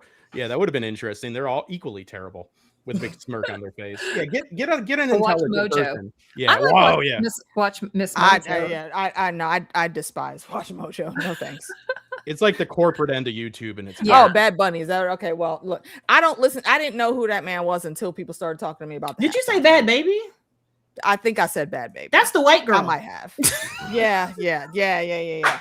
That's the white one. Okay, what was it? The Catch Me Outside okay, bitch. Ricky. Yeah, that's Catch Me I wasn't Outside. trying to come after you. I was just saying that it was all over Reddit, so I'm sure that that's where. Oh they, Yeah, that's what they do. They usually go out and they get the theories. yeah, and because they I say, brought it up last week because it's their that's what I writers. thought. They tell you who wrote it. And it made sense to me. Yeah. The other thing. Okay, what else should we talk? love Should we you talk? so- AJ, I love you so much just for that with the Bad Bunny thing, because I don't know who anybody is until somebody has like said If it. you've Like, watched me and Meeks 50 long enough, times. you'll know a lot of times we don't even use people's names. Yeah, it's Everyone weird. gets a nickname. Everybody. He was great in Narcos. He's in that Bad Bunny. Hey guys, You should know we what, talk Angel? about, I realized this year, I'm actually fully blown and going into my auntie phase of No, life. Misbehaving Rabbit is my favorite artist. I like. I was going to ask if we should talk about Sir Raymond. Yes, And, yeah. What's her name? What's her name again? We figured out her name. Is it Her name is Rowan. Rowan, Rowan? which set me off because I was like, wait a minute, hold on, Yes, red hair, well, 'cause we were Rowan, calling her what? Red. Excuse me? Well, her name's Mhm. Rowan, and then Rohan. I agree with you on this, Corey. Rohan. Yes. Is that what we're talking about? See, I feel like that was a callback to that. Whether she could be that character, Well, I she's think there's not. enough random stuff in the They've stories already the way cast it. maybe They've it could already be, cast but, it. but yeah, Yeah, it's got already it cast as next somebody year. else. Yeah. But I think they gave her that name specifically just to say, hey, look at this thing that we might. And have that's her real going on name, which here is even just to funnier. troll y'all. Oh, you're Yeah. kidding. That's Yeah. her real Yeah. name. I Yeah, want that's to. real Yeah, But what's hilarious is that Raymond got her pregnant in one night. Yeah, and and she knows it's a boy. And John Darien got her pregnant, but yeah, you he- poor he's sweet insane. summer No, she would child. have been pregnant for a while. If she showed, if she's Ro- yeah, showing, wrote she'd be him 4 months up pregnant. Yeah. Straight up played him Hilarious. with the girlfriend package. It's a toss it up in 100%. there. It's anybody's game. They were But so And cute. you know though. what? I can't blame her. Okay, it's they hard were for, adorable. for a woman to get some work in Yeah. those times. Moving- All right. yeah, Moving up in the world of Westeros, it's work. What- Get her back. Uh-huh. he got time to buy And- horses. He can And stay for the I baby. think she Guaranteed. likes him. He's a guaranteed Yes. paycheck, especially because like this is where the green apple, came to be. This was the split, and the green apple Fosterways. Again, that is the only team green I will root for in this whole series. But yeah, they're not no slouches. Are they lower lords? Yeah, but they still got bank. Yeah, And their cider business is about to start booming. So I feel like she just read the cards correctly and she made her move. But he also beat the hell I'm out not of gonna his fault her cousin. for that. yeah. Which is no, like he loved Yeah. it. He did. And as soon as he get back to the castle, it's gonna be a feast waiting for him. So I want to say something really quick though. My thing about the Sworn Sword as well is I think they might have screwed themselves on making these characters so damn likable, because you can't have these lovable characters And we're in not the- gonna see in them season ever 2, again. and that is gonna be a problem. Like, and it's I don't know how that's gonna go, because They got to give us some more interesting quirks. They better- If, yeah, if they're they gonna have to do follow it the again. same formula, I think we'll still enjoy what they. Give I know. us. I'm just saying that it's Yeah. gonna be a hell of a thing to overcome, and I'm Mm-hmm. rooted for him. Yeah. Well, first off, I was Yeah, going to say I I do agree. think she's pregnant, and They should have had him kick a Oh, dog. absolutely. I think That's she's what I would've done. absolutely pregnant. Yeah, What she- reason? What she loved that job. Yeah. Okay. And that's not a thing you see too much with sex workers in that world. But she was perfectly content she was good and at it. sure of herself and where she was. So, Mhm. but having a baby, that's a different situation, and she already Mhm. knows the fuckhead. I forget what the hell his name was. Well, Dondarrion. he's not going. He's not going to care Dondarrion? about. Yeah, he's Yeah. not going to Yeah. care. It's cool to see About how taking care of that kid. throughout the years how they change, because you got obviously in the Game of Thrones proper you have Beric, right? Like, and like I never Yeah. until I read the books, because I watched the first season before I started reading the books. Like I was like I didn't know anything about the Dondarrions, and then like you see like in House of the Dragon it's brought up too. Like that's where that cool Christian Cole, that cool guy, that's like he was like a retainer for the Dondarrions too, like over there. So like there's some Yeah, like, they're a good minor house. yeah, they're a little bit more in this time, but yeah, Yeah. I was going to respond to what Haymaker said here. I think the reason why Dunk didn't tell him is because Raymond's basically his best friend. Like, would you? Yeah, why would you shatter your Well, homie's dream yeah. like that? One could argue that you should if you're the best friend, but also could say No. don't look No, not in that No. situation. Okay. I disagree. But Mm. also, I don't think Dunk, to be honest, like, yeah, he knew she was a sex worker, but I don't know that he knows the math either, because Yeah. he probably doesn't know the birds and bees. No, he doesn't. But let me tell you this: if I don't know and you don't tell me, I'm not considering you my best friend. Well, here's the Just to be thing. Well, clear. that must be the ladies, because if I see something like that, I'm not going to tell my friend until she sees it for herself, because I know she's not going to believe me. It could cause a rift between us. Exactly. Then you're at the So wedding. what I and it's do awkward. is sit and I Yeah. just like, you know what? I say something Yeah. once, like, are you sure about that? And I'm like, all right, I'll be here to talk to you about it after when it happens. Wait for him to get the I- yeah, Yep. yeah. No, I that's a find that smart it's- move. Choosing to believe that they go off into the sunset together and they're happy. Amen. I like that. You know, like I thought they were. I think super once he cute gets back together. home, Ricky, she And wouldn't he know talks she to was his pregnant dad. after one night. Oh, Like, you- Well, no, Like- no. Well, that's what we're saying. She knows that baby. I fully believe she's pregnant, and I Well, fully me believe too. she No, also Ricky's knows saying she may be obviously that pregnant baby now. isn't Raymond's. Ricky's saying she may be pregnant now after the night with Raymond, but I don't think before.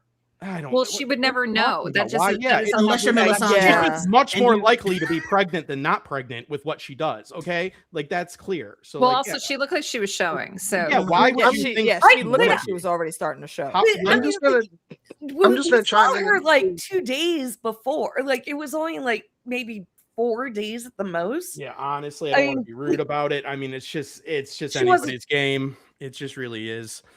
Yeah, Yeah, I I'm might have just gonna also chime been in like and say I chatting. don't think I that's any of Dunk's business. Honestly, That Um, that's No, I think that's what that's for her to tell Raymond, not Dunk. Yeah, that's one of those. And if she wants to. What if he finds out she's a Targaryen and he's like, in his eye, he comes out all pissed off again with a speech, Yeah. Well, I mean, I just if don't- she ever ended up being a secret Targaryen and that like became a provable fact, that's Yeah. just gonna make the green apple Fossaways that much higher. That would Maybe actually it's- raise their standard of living a bit. I mean, maybe it's me putting my sort of more modern sensibilities into this rather than within the sort of world that exists in the time frame. Yeah, maybe it would seem more likely than not that that you would then tell your compadre or whatever, but for me, I'm just like, there's absolutely nothing wrong with what she does for a living, and that's yeah, not for sure. for And Dunk if there's to- nothing wrong with It's it, then why world can't over- he? But if it's there's a world nothing over wrong with it, then discussion. why can't you say something? it's not about the Because wrong or the it's right not- of it. It's it's about It's your not about. It's friendship. not about If that. AK was in the middle of something that I knew that was kind of sketchy, I would gauge it. And he looked at him and he was like, "Oh, really? Yeah." He was so excited, so he knew to back the fuck off. That's all Yeah. it is. It's not about right or wrong. It's about your friendship. Well, It's see about here, maintaining yeah, that I friendship. used to DJ at strip clubs, so like my But you're modern taking it- sensibilities, you're I taking it understand this outside as of that. well. You're on the other side. Yeah. We're talking about your friends. If this is Yeah. your friend, I would tell you're him. gonna look your friend in the face and be like, "That bitch is a hoe," and then just like I sit wouldn't there call her and- a hoe Uh-huh. because And I think she's agree gonna with fall Gwen. out? I don't. I wouldn't. No, I wouldn't. I wouldn't. Well, no. say it. What she's doing is no. Me saying "hoe" does not mean that it's like a bad connotation. No, that's literally You just just what thought it it is. had- I That's her can't job. say it like that. It's gonna come off way That's- worse. Okay. So That, Well, that- my no, titties that- are no, out. that's, They- that's her job. You can say Okay, we but- decided in the stream. You can say I ho. mean, I would Why I are would we prefer talking- that we I would prefer that we phrase this as sex worker. Welcome to rather Titty than- Chat, Well, I Westerosi didn't call edition. it for a sex worker as well, but then in the comments, everyone's been saying ho. So then I'm like, So okay, I worked I'll with say sex ho. Look, workers. because I worked that with is- a lot of ho sex is workers. okay in this. And also- That is what it is. I It's know. nothing bad I about know. it. I Everybody- know people that date sex workers. I live Okay, the life. I understand. that's- that. My shadow tag. Go ahead, Bex. Bex, go. Go ahead. Girl. I'm gonna put you at the top Raymond here. has to know that she's a sex worker. Yeah. Because they've been in Oh, yeah. camp for, like I Agreed. think it's Yeah. anybody's opinion too, because you're putting yourself at risk saying it for multiple reasons, and it is but, what it I is. mean, it's But it's not the sex worker problem that we're talking. We're just talking about the friendship of it. Yeah, the friendship. And Well, I yeah. wouldn't say that to About my the friend. baby. That's what. The baby. you yeah. know, like her, but Well, she did that because that's secure. I don't think Dunk, you're right, Heidi. Dunk doesn't know any of this shit.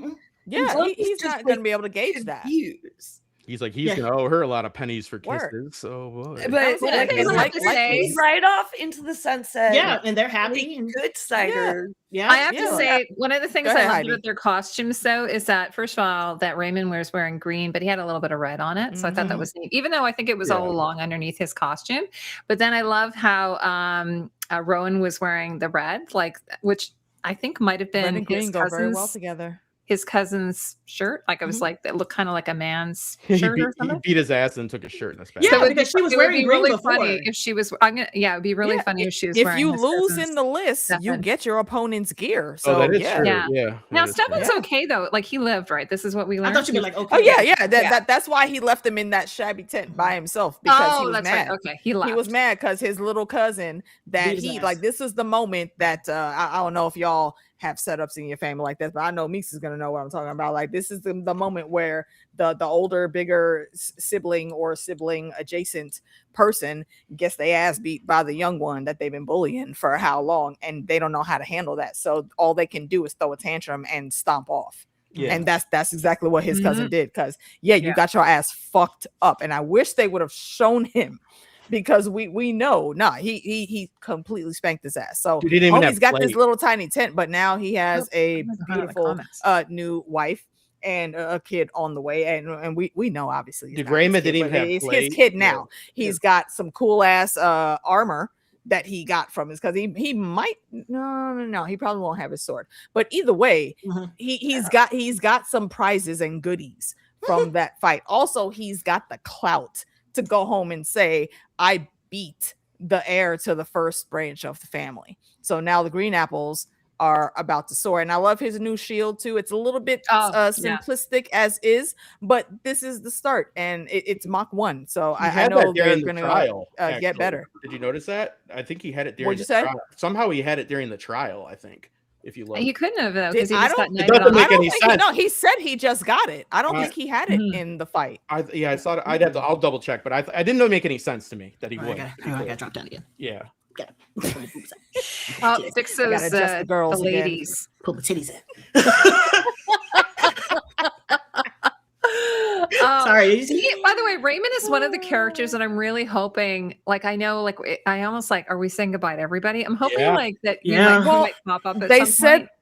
they're on the road to Dorne for right now, so Mm. maybe there'll be an excursion misadventure that we didn't get before they get to the situation with the Cheeky Water next season. So I mean, I hope at least that's what it is, because I want to see more of this street level. Like I said, you know, the grander MCU is interplanetary and whatnots, but we're in the Marvel Knights version. You know, he could pop in. This is Luke Cage. You just put and two Jessica things together. Jones. That's hilarious. Luke Cage, yeah, you got two superheroes. You Not know even how to help me, superheroes, okay? girl. Shush. That was Mortal Kombat. That's what I'm saying. No, I'm just showing Luke Cage, what I though, mean by cosmic I'm level a- and street level. I'm a lot more Dunk and interested if Egg we're is the talking street about Luke level Cage. of Westeros, and that's what I want to see more of. I really appreciated Dunk and Raymond's very long, uncomfortable hug. Yeah. It was And then Dunk's like, Okay, all right. Because He was so cute. because he's not used to getting hugs, and I feel like it's kind of a callback to, we're not used to seeing Brienne be like happy and smiling, and when she got her knighthood, she was all smiles, and there were a lot of folks that said it kind of looked weird. It's supposed to. Because that's the gravity of the situation for her to finally be recognized and get that also, knighthood. You got to think about the fact that that Arlen probably never hugged him either. So he went from that's what I'm bottom saying. with that He's never really bullshittery, experienced and then going to Arlen and then having somebody hug him because he knows that he needed a hug. And he was like, I didn't need this. Exactly. And However, Raymond, that's why I love that scene, because he automatically read the room correctly, and like a bro, That's why I love let's bring it him. in, I'm bro. sad. You just came through some crazy shit, and I know you don't got the right words, because Dunk already told us he don't got the right words, and he just gave him a hug. Sometimes all you need is a hug. And I appreciate that. That's why I love that scene. So it's one of my favorites for the whole season. No, I love And Raymond. yes, Ray, he is a hugger. Yeah. Yeah. Well, he's a sensitive Luke guy. Kang I like with that about him. fatality. The next thing I was going to talk about is maybe what do you think about talking about Baelor's funeral and the discussion that Dunk had with Valar, which was a very short scene with Valar. Yeah. Like that was I think he only had 2 lines, but it was pretty powerful. I love the silver in Valar's hair. That's usually we see like just the streak going down like the front, kind of like the Superman curl just off to the side. But the way they did his, I think, is very unique. And I like that. And I completely understand the headspace he was in right there. And kudos to that actor for putting that much emotion into just those few small lines. Yeah, I really enjoyed it because I mentioned earlier that back when I read the novella, there's some different Targaryens that sometimes I've lost track of, like Oh, who's totally. reading the book, and we don't get much of Valar in this season, and he's just sort of more in the background, and so I really have a lot of admiration for the actor for just bringing it in that scene and making you feel his presence and sort of what he's going through. To be able to make a meal out of really such a small amount of screen time, I thought, was really impressive. Yeah, he Pac-Man that stuff up. You're right. Yeah, he garbled it up. Yeah, by the way, there was that one character that stands next to Valar who people speculated was what's her name from Tyrosh because she had the purple hair. Yeah, That was standing her. next to That was his wife. Yeah, Yeah. that was his wife. Who later, I guess, marries Darren. yeah, it's one. Yeah, she's on TikTok. Well, I thought we were. Yeah, Oh, is she? Yeah, so you got to see the behind. She's like, "That's me. That's my character. This is my character." And I was like, "Okay, girl, I thought so." So did she say who she is? Is she Valar's Yeah. wife? Yeah. Yeah, she said who she was. Oh yeah, Okay. Wait, which character? the are you pink talking hair about? one. The I'm gonna purple have to go hair back and watch the girl scene. Yeah, standing next to I don't remember. Valar is Valar's wife. And what's her name? Something of Tyrosh? Yeah, Kira, of Kira? Tyrosh, I think. Yeah. And the fans had actually painted her. This is what I just don't know if you remember that one video. The fans had painted her with purple hair. So they were, pretty excited because that was sort of their interpretation. It doesn't say anything about her having purple hair in the books or anything. So that was kind of a fan service, I believe. Kira, thank you. Oops, sorry guys. Thanks, Just a spoiler alert. I was right about the shield. He does have it in the Trial by 7. I got this filled. He does. Okay. Yeah, yeah. In the show? Yeah, it doesn't make a lick of sense, but it's fine. But yeah, he does have it. No, It because he looked just pretty gets like there. unbattered and like unnicked from blocking Yeah. hits. Yes, Yeah. Angel. Interesting. Angel, Yeah. it's so funny. I was just saying that. Maybe that's why they reintroduced it because he got it fixed again or whatever. You know what I mean? Aw, Maybe. Yeah. we miss Tanya. Yes. So that was a pretty important scene. And then we also had the scene in, I think it was Beesbury's funeral, which, by the way, that was very interesting. Did they cover his casket with honey? Like, why were all the bees around it? They put the Like, queen inside the his queen. That's what coffin, she so said. they're listening to the pheromones that the queen is giving off. Yeah. And I That's feel like fucking that's amazing. just another one of those random quirks that George loves to do because Wow, it's House that's so Beesbury cool. and now he's being buried with the queen bee. Yeah, that's so cool. And I guess Another you're just seeing example of around not knowing the drinking mead. birds and the bees. No. Yeah. And then so they're at actually it goes to show you that in Westeros, the places are like at funerals, because you're going to get fed or Just walk in and walk out with a plate. That's true. That's Right, true. exactly. you just Any go to a random funeral. tourney that you go to, you could just tourney. sneak in amongst the crowd, grab a plate, and roll out before anybody. Just make sure you thinks have different. something with you in case you get called up by the Lord, though, so that you can Yeah, give what him do you- something. What do you have for me? And I'd go this palace, sir. but And so then there's all this really- eyes around. There's this interesting scene with him and Darren. I mean, I know we haven't talked about Makar, we haven't talked about Dunk and Makar having their chat. But so what did you think of the scene with Darren and Dunk in the tent? Well, could I just say something about Val? Because he's the prince. He's the one that this is Yeah. now all on, and I think that He's now the crown prince. yeah, and he's so like I think that it was bold of Dunk to go up that hill. First off, being dying and all that, but also it was he does say, what does he say? Maybe he says pretty much in layman's terms, maybe I'm gonna do something better than your dad would have done. I mean, that's not what he's trying to do, but he's saying like maybe the gods. Can somebody help me out with the verbiage here? You get what I mean? It's kind of a interesting. Yeah, but you know what Dunk I to thought was say. interesting about that line though is that's Dunk's like internal monologue, like internal thoughts in the book. Yeah, so exactly. they had actually Yeah. Valar say that line out loud Mhm. of what actually Dunk was thinking because we don't have a voiceover, right? So Yeah. Well, and it is them And trying to make sense because it is fated by the gods. So they're trying to truly Mhm. figure it out. It's not like, hey, you low life, why would you be alive? It's like, Yeah. no, the gods, this is what they're doing. Like, what is the plan here? CEO of And to Valar's credit, he absolutely sees that, but he is also still missing and mourning his father. So Yeah. I mean, thanks for And coming also, over he was here, wearing his my armor, dude. which is very Yeah. Yeah. Like So you now said, that's, like, gotta plenty be- of sons die in their Yeah. father's armor, but how Mhm. many fathers die in I would their have been like son's zero, armor? like none probably until now. Like, One? none until Yeah. just you. one now, Your unfortunately. hair's Yeah. turning gray. You So- you stressed out. Yeah. It's the Mhm. loneliest I did number. not fault him for anything. By- That he is said it right there. I Netoist? think he read the room correctly. Is it Nedoist? Nedoist? Ned- How do you say Dust? Nedduist? Yeah. Nedoist? Thanks, Nedoist. Thanks so much for coming by. Yes, We're gonna thank be- you for coming in. Well, Catch you next I know this is time. the last stream of this series, but we'll do another one soon. We'll do something. Yeah, we'll be doing Yes. more shows. And of I course, we'll be House of the actually- Dragon. I did want to ask a question because I had heard this earlier in the week, and I'm not as, like I said, it's been a long while since I read the novella. I'm not as well versed in sort of the books as a lot of people are, even though I've read them. Mhm. Ask me about the show and I can tell you a lot, but it was actually surprising to me that Valar is still now the crown prince.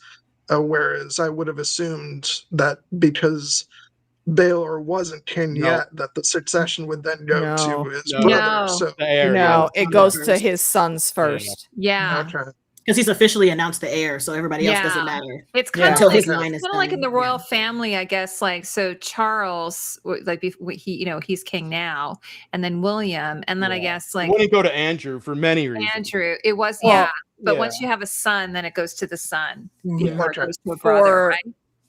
for their world with succession, like Baelor's dead, so it goes to Valar. If Valar dies and there isn't another son, it would go to a daughter before it went to Maekar. But I don't think Baelor had any daughters. Yeah. So like, after Valar, then it would go over to Maekar and his line. the War Aw, of the thanks, Roses, you have Carla. Henry VI until he has a child. missing You have some that go to people. Duke of York. You know, Yeah. Yeah. And that's why yeah. the idea with Egg being so far down the line in Yeah. succession. So when they had the prophecy, or who was it? The seer. She prophesized Yeah, The Woods Shit, Witch. things that like Egg would. Yeah, was she like a I wood think switch? it's like 8 or 9 people in front of him. Yeah. Like Yeah, in front there's of se- Hi, Tatiana. And that's why Wait, when Hi. there's a certain thing being that's also like going to me. happen in the mix of things Egg, I think is his nickname in history is the unlikely. Unlikely. That's Yeah. why when Thunk says you're So- like a lad. Yeah, like he's way down in succession. So Yeah. okay. Thanks for clearing that. I just wasn't sure. yeah, and but- Yeah. this is not a spoiler or anything, but No, this is Baelor already all and- established. And Baelor's other son died later that year in the Mhm. Great Mhm. Spring. Oh yeah. Yeah, Mhm. when the So plague they comes in, went a to- lot of them Yeah, drop. so It went to Hi, Baelor. spring sickness. It's Hey, four hey, people. It went to King Ares, Mhm. which is a brother between Baelor. Oh shit! So Yeah. there's 5. That makes 5. Yeah. Yeah, 5. there's others that were missing. That's what I mentioned. I wanted to say that Haymaker was saying we have 7 here, which is really fun because there's 7 However, my kingdoms. my There's food That's just making got a here. maiden? 7. There's the 7. But yeah, Meeks Trial is of about the to have to 7. skirt. Yeah, that's all thing. My food just got here. I enjoyed us being 7 for like 5 seconds. Aw, food just got here. I got to We eat actually this again watched soon. nine. Go eat so I and can get put back my you to look breath beautiful. Bridgerton. so I can put these up because Yeah, you look they gotta go beautiful. away. Send them over to me if you need. Yes. Oh no, they're Yes, on the they're on the way. They're on the way. Job security. Yay. All right. Hello. But next Just time, so y'all know. Just to let you know Hello? really quickly that I'm Wait, gonna wait, have, hold on, Tati, hold on. That I rated Alright. this season a 9 out of 10. I really enjoyed it. And this episode was also a 9 out of 10. I really enjoyed it. And I will catch you guys in the next time we do something like this. Yeah, we'll do something soon. Oop, I love the headphones Sure, and the dress. I didn't bye. notice that. Oh, before. wait, That's Bye, really me. nice. Sorry I was so late. Bye, How Meeks. many We love you. You episodes look are you about beautiful. to do of Bridgerton? I watched the first 2 of the second half. I got 2 more. So it's Tatiana, 4. you gotta Okay, well, turn yourself if down. by chance you're done by the What? time we do Wonder Man, I'll send you the link. Lower You your won't mic. be? Okay, cool. They're like an hour and a half. Thing is, I'm in my car right now. Bye. Can you hear me better? Yeah, it was just real Yeah, we can loud. hear you. Gotcha. Sorry, I'm in my car. I literally just got out of rehearsal, so and it's a 20-minute drive to my house. So I wanted to like catch it before I Oh, you're better leave now. before it ended. Exactly. No Sorry. worries. Yeah. I just adjusted the volume a little Alicia, I'll bit. be So, right yeah, back. you're Okay. good. All right, go ahead. All right, so while Heidi is going to do a thing, let's see. Let's go with like favorite scenes for this episode. And Bex, I'll start with you, and we'll go around the circle. I mean, I really enjoyed the scene between him and Raymond, where their first scene, like right after the funeral, and when Roland comes out and all that stuff. I really enjoyed watching that relationship develop. I also liked the Lionel scene. Yeah. Yeah. Lionel's always a vibe. Yeah, I do wonder, and it's a domino effect, like, and if they're gonna stay true to the books, like, we have pretty much said goodbye to these characters, which is too bad. But you all caught when Lionel asked Dunk, like, have you ever been to Tarth? Yes. Yeah. Uh-huh. Yeah.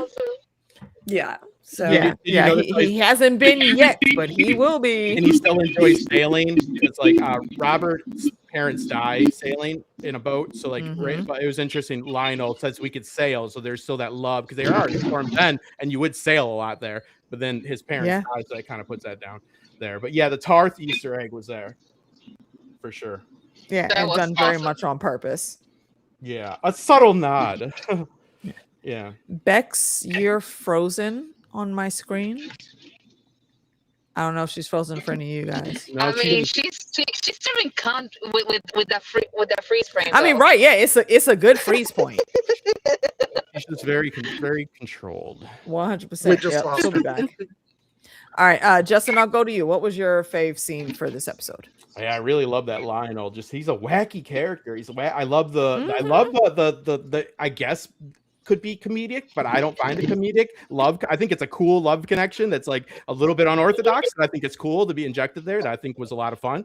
I think that like it was like a good layered character. I think they did a good job. The Laughing Storm, yeah. Yeah, like I think he's an interesting guy, right? Like I don't feel any of it was shoved down your throat. I think it was just an interesting guy, like so many layers. Like you could just do like a whole. It made me want to learn more about him, and there's only so much stuff about him, like. 100%. But it was a good character. Like when you layer that stuff in there and you do it without like being like forceful, and it feels like organic, and because he's a different dude. You know what I mean? Like he's all over the place, but he makes sense in a way too, and he's chaotic, and it does make sense. What he said a little. I mean, I don't like Gwen. I agree. Gwen, right? Not.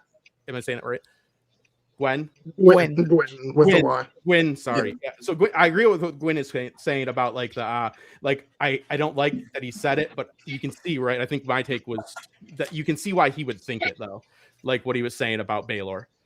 We don't like it, but like I can see like he wasn't wrong. Yeah, he wasn't wrong either. I'm not loving the way he came about it, but he's like, we risked our lives, because he looks at that trial by 7 as that like Baylor was not really taking a lot of risks, and yeah, something happened, but it was more like a political move. It was not a risk for him. He was putting his nose where it didn't belong, and of course, like those Baratheons got Targaryen blood in them, and I guess I can't spoil it, but he's not exactly in agreement with the leadership. And that's another theme that I like about this show. We see that they are slipping. They ain't got those dragons, man. You got, I mean, look at when Daemon does some lowballing during the joust, they're not attacking him, but as soon as Aerion does it, right? Like they're going, because they ain't got that dragon. They ain't got that clout, So it's very interesting. Yeah. You got Raymond in his tent just running off at the mouth, like a little bit racist, like I said earlier, but still interesting. Like, I don't know a lot about the lore as much as you guys do, but how is it that the Targaryens were able to cling on to power so much without having the dragons? Well, they had a lot of stations already like locked down.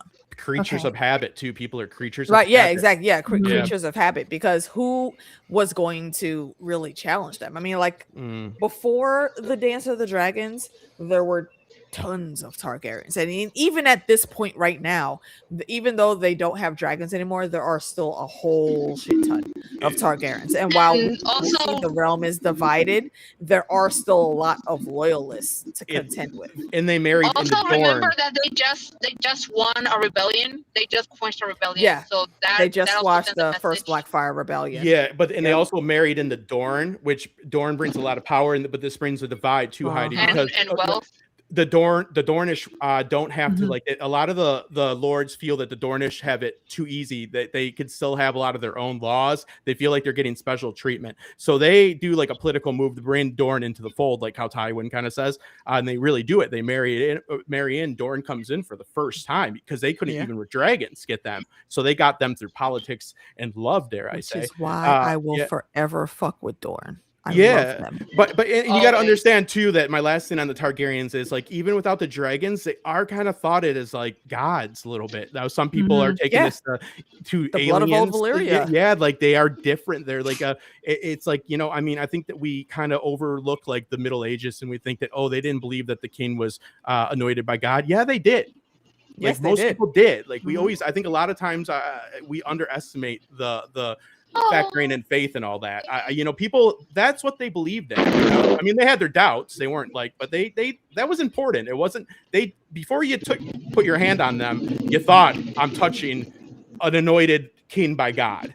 This wasn't just so it's a serious thing. So it's hard. People are hard creatures of habit. It takes a long time to get over that's why like the Egyptian pharaohs were able to hold on to power like that. Like pharaohs literally means God king.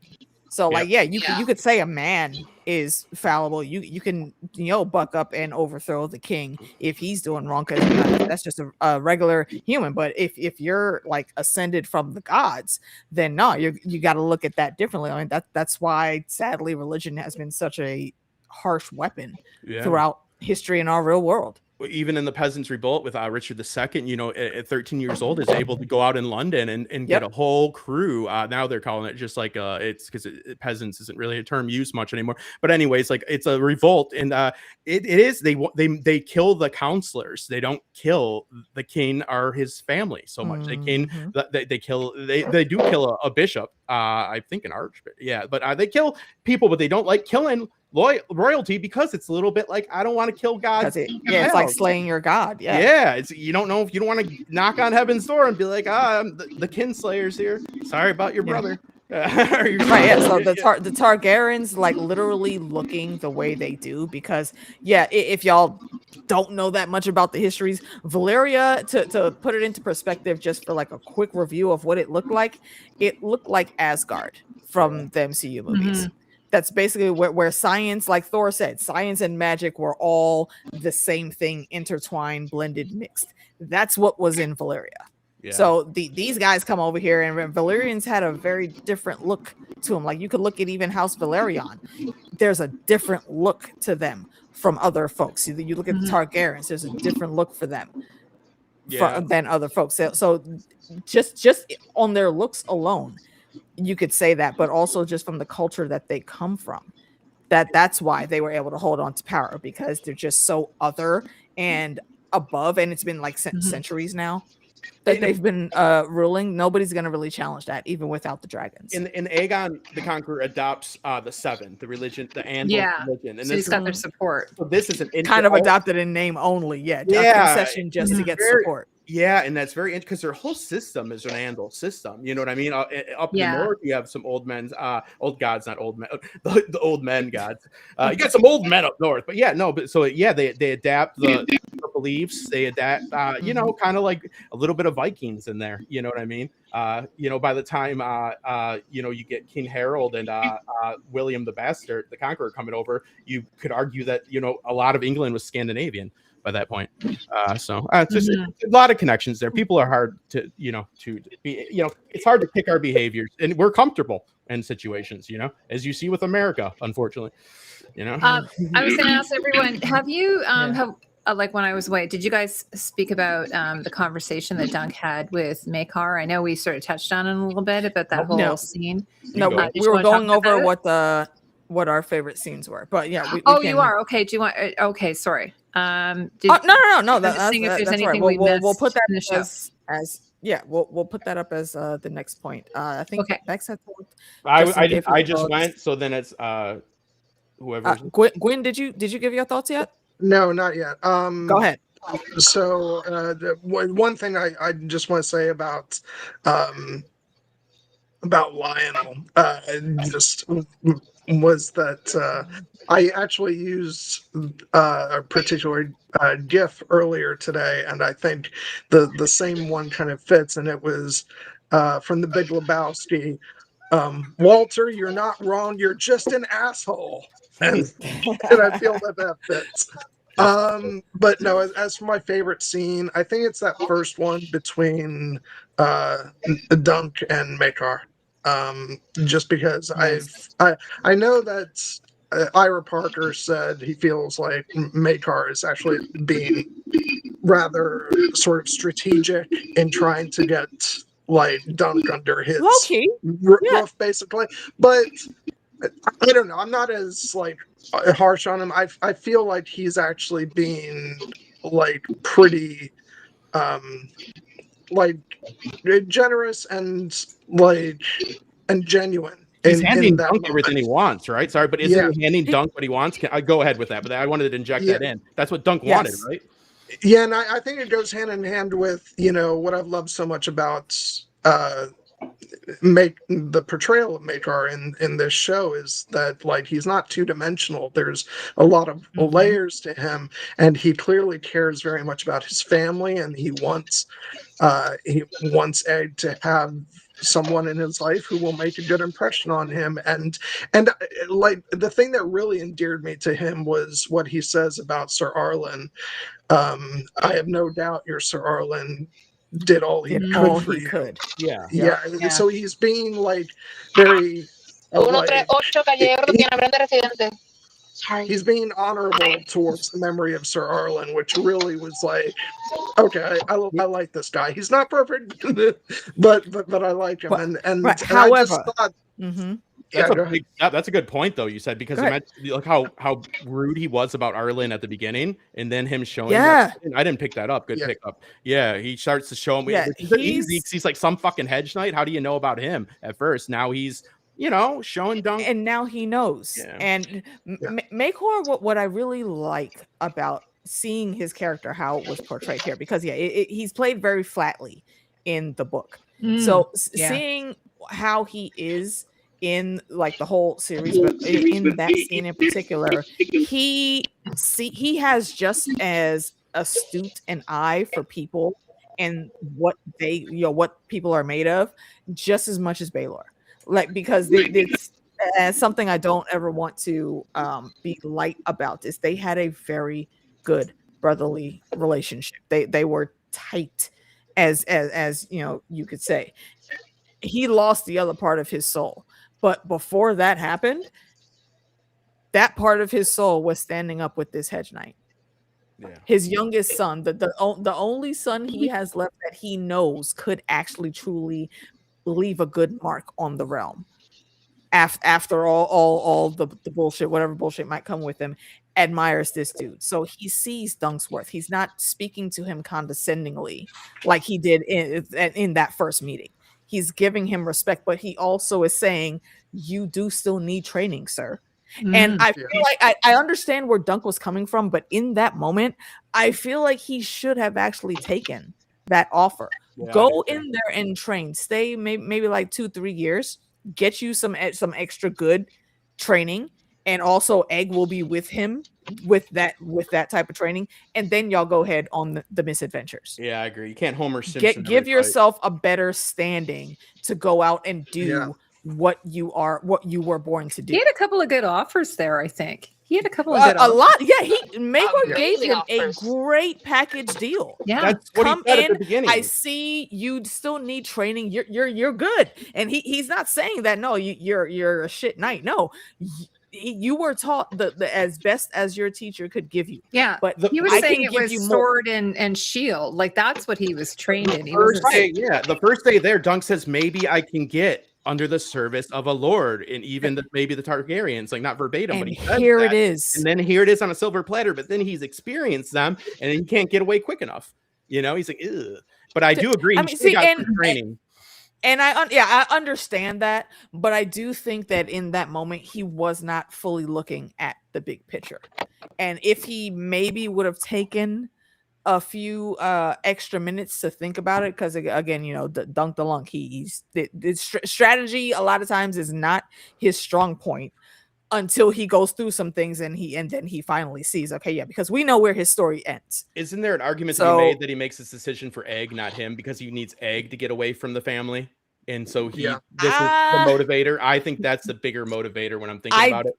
Yeah, and I don't think so, Haymaker. because he wasn't planning on taking Egg. If he would have told Maegor yes, and then maybe gave him some counter terms to bye, then I would fully agree with what you just said.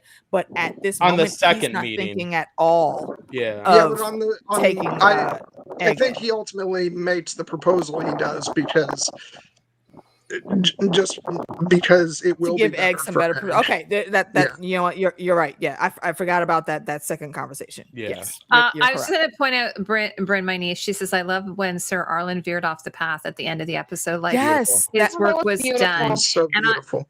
And I'm actually going to say that was my favorite scene, and I thought it was so perfect, and that's why I felt a little bit jarring when they decided to do the. I'm re-editing it for Maegor is in me.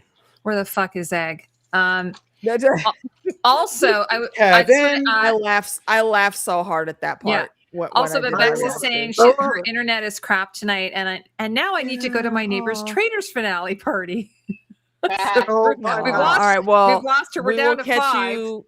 Yeah, we will catch you for something else next time, Bex. What's a traitor? It's party? a TV show. It's like it's a TV reality show. Are Traitors. you sure it's it's not I've never watched it though, so I don't know. It's with Alan Cumming or something. Is that right? Excuse me. I have to go to mine. Tell you, I have no idea. Think about it. Is it like a game show type thing? I think Like so. a Yeah. mystery game show. Yeah.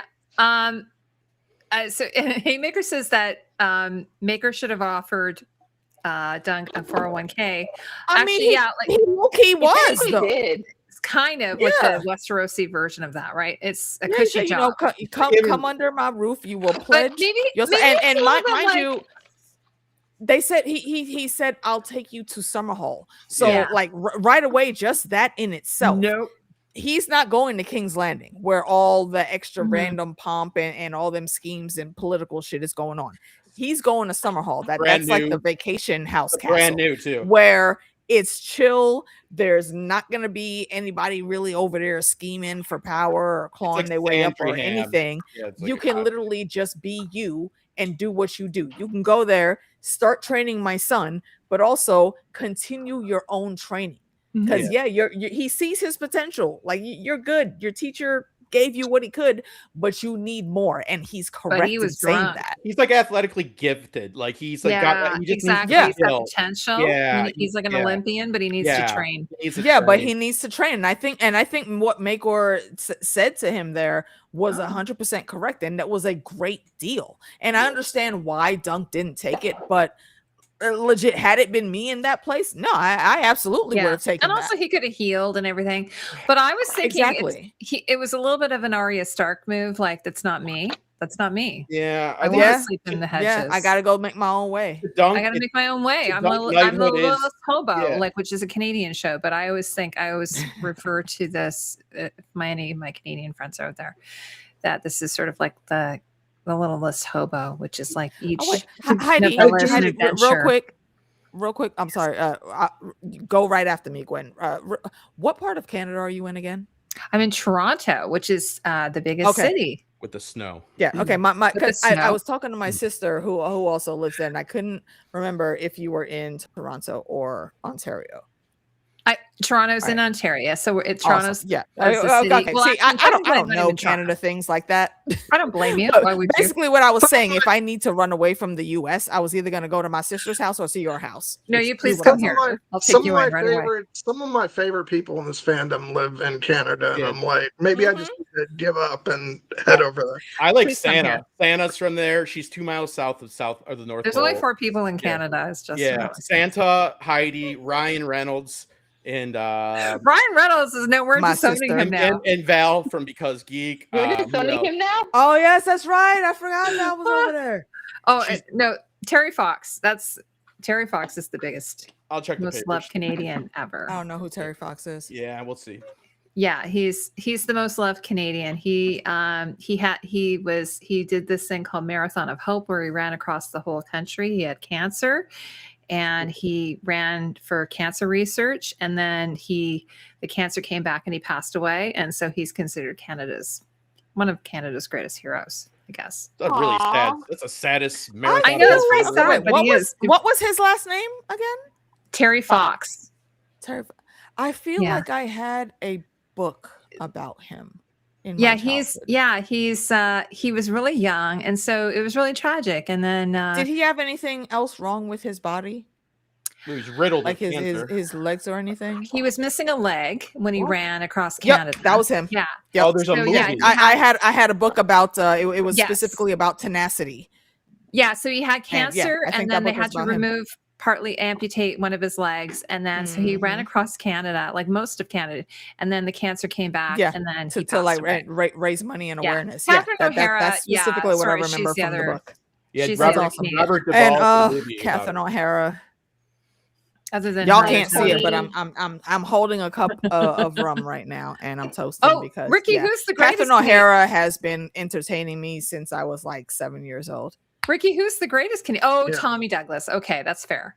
Totally. Okay, Oh, yeah, he Tommy lost a leg Douglas. too? Oh man, that's a sad story. Tommy there's a Douglas movie. is Kiefer Sutherland's Kiefer Sutherland's grandfather, and he founded healthcare, modern healthcare, like Oh, in Canada. Can So you that's send it why to? Can you send he's it down considered here? the greatest. What's No, that? Could you're you have a asking bit? for good things. You know we're not going to get that. No, Wolverine is not number one. Health, Heidi, Heidi, healthcare, please. Healthcare, please. A little bit. I'll send some to you, Justin. Thank you. Give me Oh, one. there's scoop. Tatiana. She's home and safe. One scoop of Wow. healthcare. Yes. Oh, Go also, up there. Heidi, I don't know if you can get any more of those maple sugar candies that you had sent Oh, me you a know, while I was back. thinking about you today. I was like, I have would to like send. Some of I those, have to please. send you a care package. I was thinking about you Yes, today. please. Well, Okay. Heidi, Thank you. here's Heidi's gift that I have still not sent. I'm gonna send it, Heidi. I found this Yeah, for you. just it was funny because I got it. I got something. I got like a Rick notice in the Springfield is mail Canadian? that I didn't was. know that. No, he's not Canadian.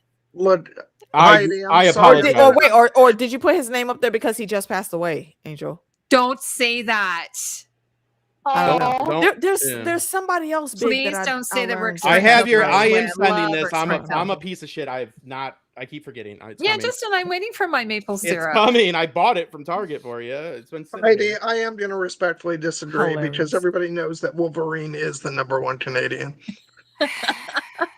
We're talking about real flesh and blood. I mean, people, isn't right? he a muskrat? Hey, Excuse me, a who? A muskrat? A muskrat? A muskrat? A muskrat? A muskrat. Oh, I call him a what? muskrat. What happened What to is a muskrat? when It's a a Wolverine. muskrat? Okay. Go ahead. oh, that's the still second time alive. I've been kicked out. No, hey, just because someone's fictional doesn't That's mean they're what it not was. real. That's true. Okay, wait, hold on. And I shouldn't be disrespectful to Wolverine. No, these are the two names. Yeah, this is what I was trying to remember. Winnie the Yeah. Pooh apparently was Robert named by a Duvall. Canadian.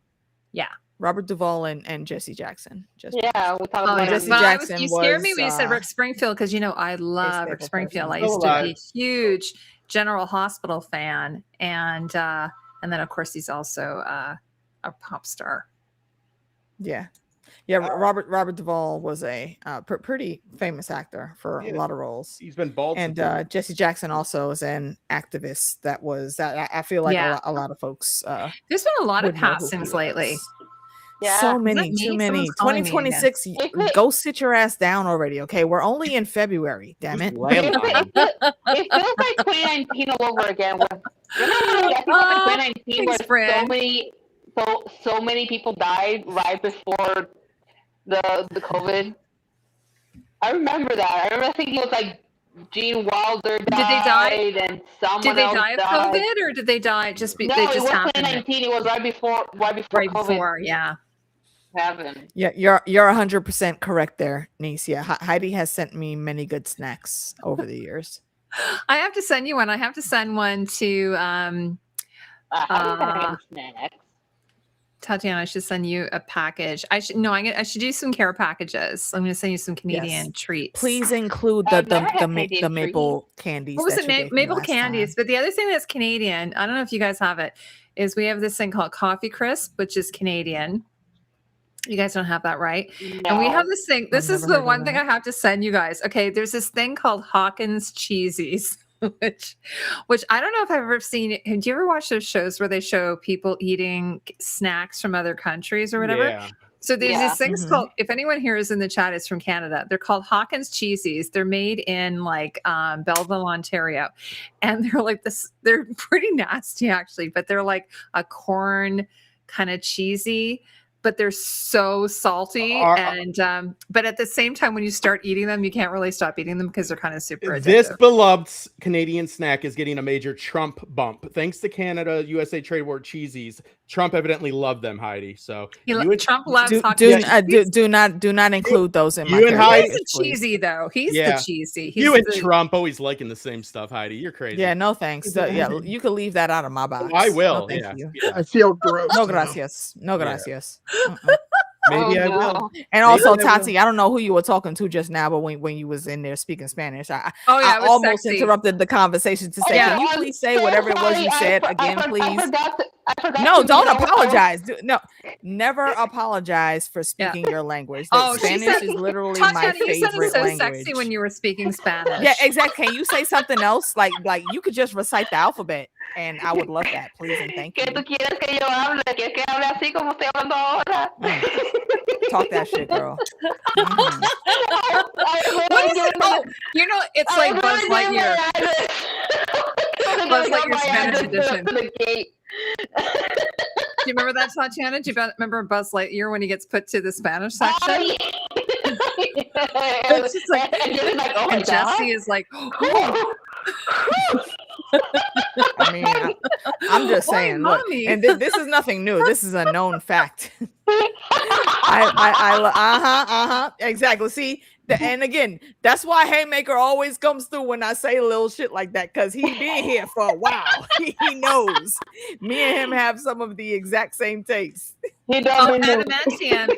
So adamantium, you're not a natural born Canadian citizen, just but you live live there? in Canada. Is that correct? I fucks with that. Yeah, that's the same situation as my sister. Like we're Yeah. all Guyanese. We were born in South America, but she lives there now.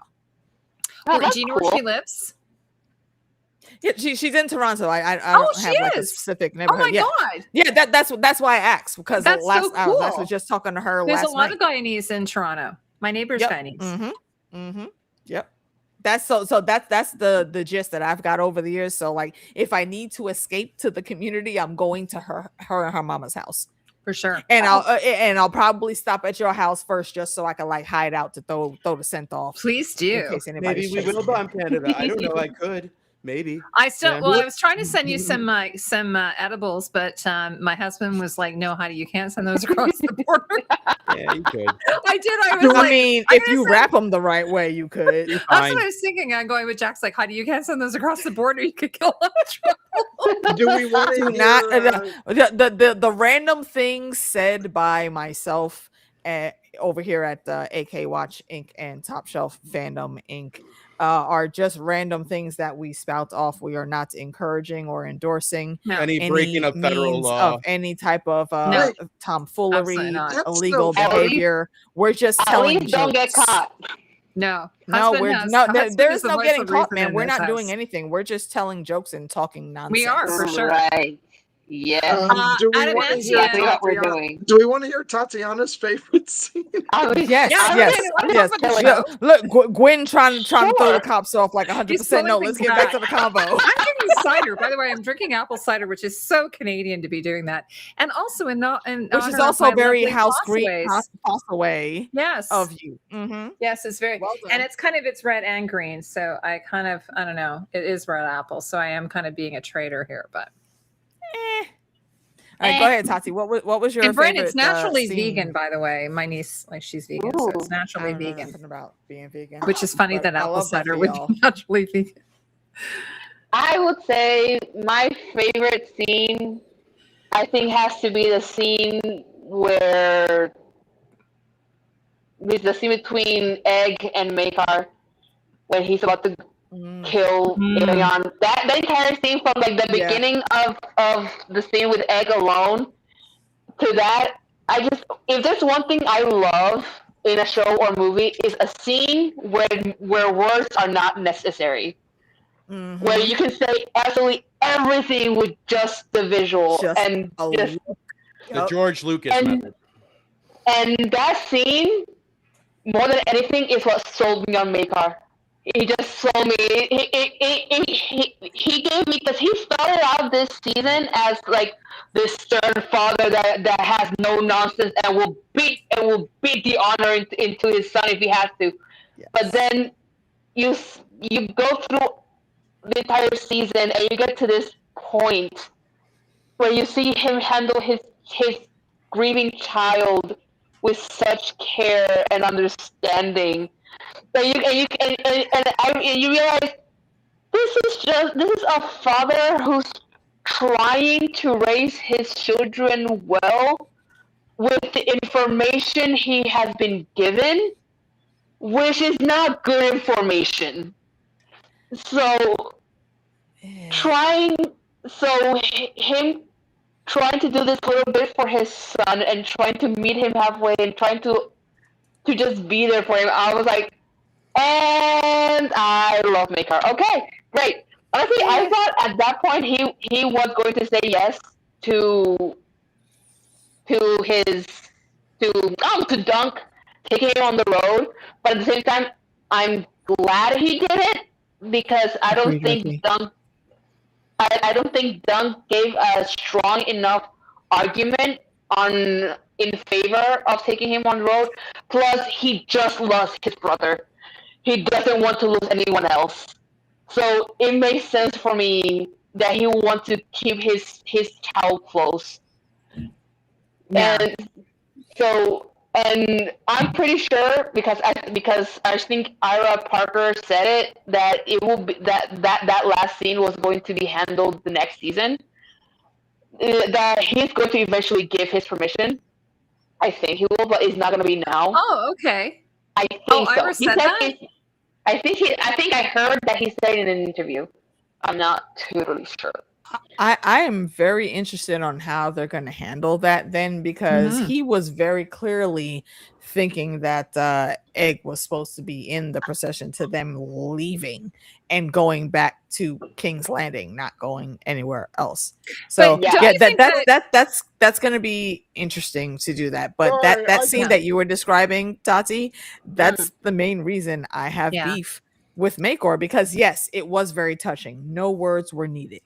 And what we were saying earlier before you came in is I thought Makor was in there not just because he wanted to be near Arion to make sure like he was all right or whatever, but it was specifically because he knew what Arion had been doing to Egg. And he wanted to make sure that, you know, Egg's a smart kid. And Makor knows his kids. He knows his son's demeanor. And he was there guarding just in case Egg came in, because this would be like the ideal situation to take somebody out. And I have beef on that because I want to know how far shit went before he found out and stopped it, and why you didn't yoke Arion's ass up and beat the shit out of him more in his younger years so he would not turn into this fucking monster. I understand where you're coming from. Sorry. I understand where you're coming from. I don't agree because of Makar's face. When he sees Aegon, his face he's shattered. He's heartbroken. It's like, what are you doing?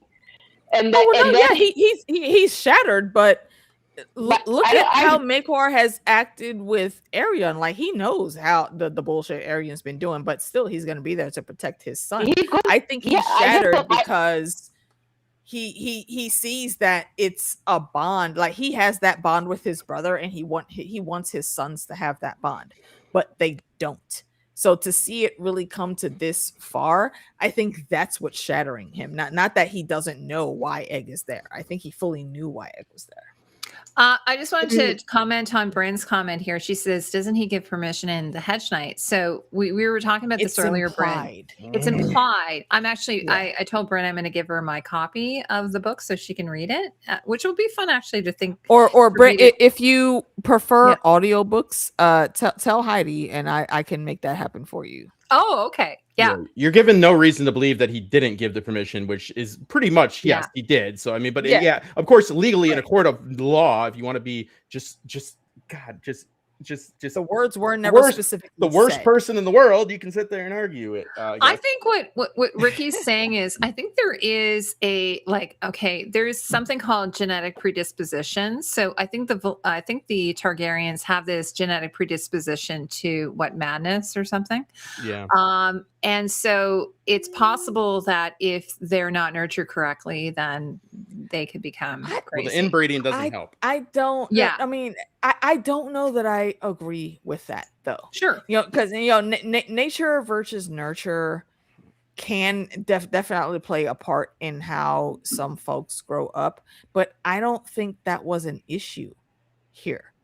I think Arion was just always on some nonsense, and Daron did say he wasn't always like that, but whoever sees people that end up being horrific serial killers like that you get a lot of power, they're able to hide sometimes. So a bad kid that has all that power is going to be 10 times worse or 100 times yeah worse. Exactly, unless they're apparently checked early on. narcissism is not a genetic disorder. Apparently it's a learned disorder. I mean, it depends on what it is. It's all but on sociopath is apparently genetic. Listen, there's a lot of things. Addiction is genetic. Mhm. There's a lot of things. Yeah. You can't rule it out, and the inbreeding doesn't help. And the absolute power corrupts absolutely. So you have kids that they're not just my nephew's a dick. Oh, my nephew is murdering people because he's a lord, a feudal lord. So it can take that whole bad teenager syndrome to the next level. So the consequences are much greater. So I think that you're really rolling the dice, because if you have a bad kid, you got a bad ruler per se.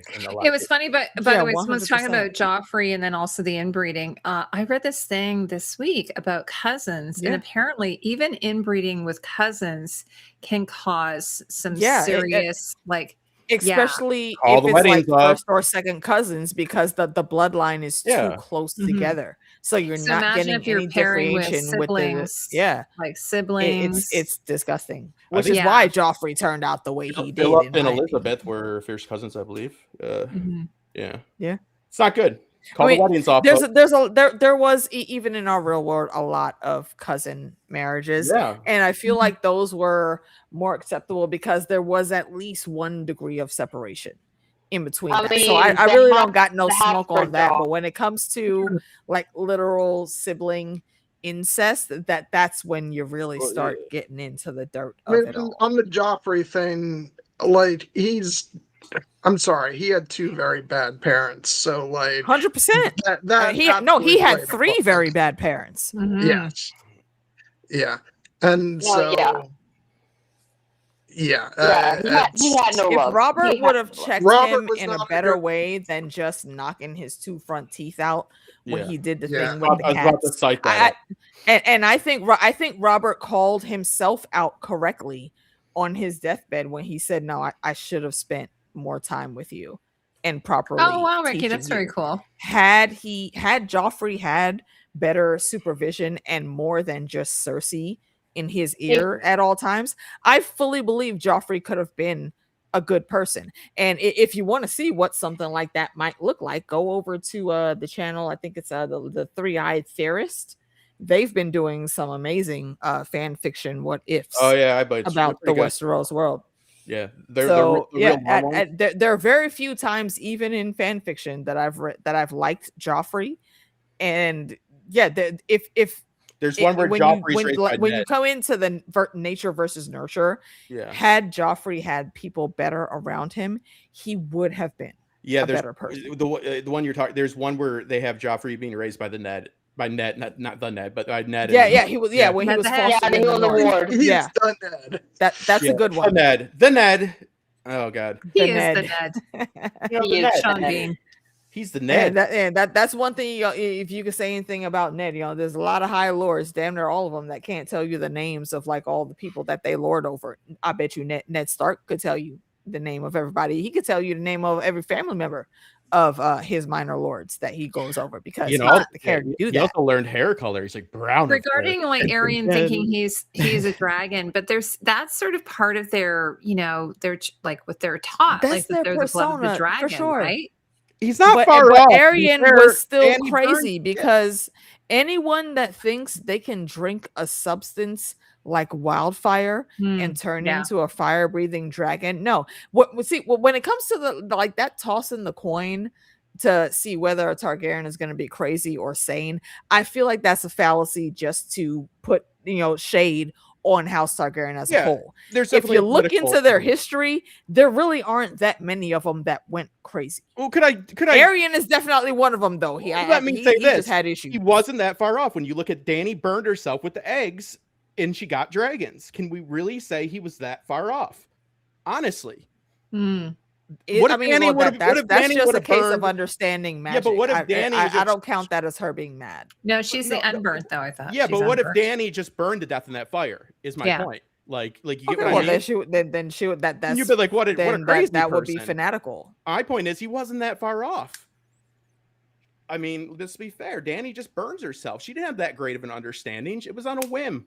It was on a vibe. I think I only argue against that because I think with how we saw like some of her dreams were going, she had enough inclination to think, okay, no, obviously only death can pay for life or vice versa. So now dreams. She was working blood magic right there. But anyways, the dreams told her. Aside from that, though, we got to bring it back. No, we got to bring it back. I was going to say regarding Darren, like I think it's a little unfair that it's considered that single dad Maekar is responsible for him because he has these dragon dreams, which again I'm not completely familiar with the lore, but I can imagine, like we were talking about this in one of the streams we were doing, that they wouldn't have had like Xanax back then, or they wouldn't have had sleep aids back then. So, I mean, the only thing he has to cope with this is alcohol, and that's sort of how he sort of dampens these effects or what have you. Hell yeah, he had the greatest very generation. Sad. That is why one of the main things that like I've always thought, it's never anything that's going to be proven in the text, but what I've always thought is that House Targaryen should be paired up with like House Stark. Winter is coming in fire and blood. Like their house words even match up. And we know in the North there are plenty of skin changers, wargs, people that actually deeply understand this natural magic that's in that world. If Daron had a trainer, I think he would have learned to not be afraid of his dragon dreams and learn to use them more effectively, not just see shit and be scared that he's seeing shit that's happening. In the books, but he didn't have any of that around him. Yeah. So he turned into this drunk that was just trying to run away from his gifts. I would argue, like, because you could put him beside like a Helena from House of the Dragon. Yeah, Helena she draws, right? She draws her visions. Yeah, she draws her things, and she embroiders. Understands exactly what she's seeing when she has those visions. I don't think so. I mean, kudos to her. I don't know how she had that discernment to do it, but she did. Justin, what are you saying over there? I would argue that she doesn't. I would argue that magic, they don't have that great. She didn't know. She has an inclination that bad things are going to happen. If she would have known exact, she would have stopped her kids from being killed. I get what you're saying, but well, yeah, she has an inclination. It's not an exact art. She deals with it better. Like she draws. She deals with it better than Darren. Yeah, by the way, that essentially is the point I was trying to make. Yeah. And Darren, I think again, like he said, no, he's a fucking coward. And I think Dunk was completely correct in calling him out when he was out there, because how very fucking dare you do come into this tent, bro. You're literally the cause of all of this. Yeah. If you would not have told that lie, none of this shit would have happened. Preach. And that lie happened because you were too much of a pussy to even just go play in a damn tournament. Oopsie. He said, oopsie. He's like, sorry. So it wasn't even a real war or a fight. It was just a damn tournament, bro. But he's got, he's got the real shakes. It's an example of like that. So let me get this straight. So if we didn't have Darren accusing Dunk of taking Egg, but if Egg still had, like, say, picked up Arian and thrown him across the room like he did, what would have been the hand and the leg? It would have been just still a hand, or the hand and the legs. He kicked him too. Still would have been on the line.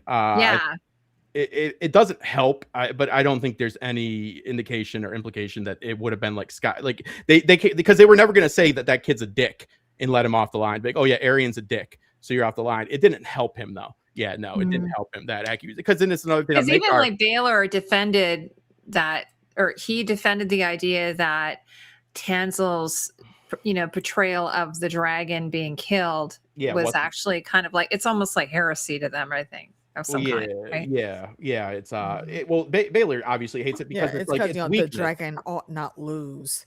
It's just Arian being real conceited and super narcissist and cocky, because I think he also fully knows the Targaryens are not in good standing with the small folk right now. Yeah, he's like, you can't kill a dragon. Don't try to kill me. I'm not a puss. Like, I'm not, you know what I mean? Leave me alone.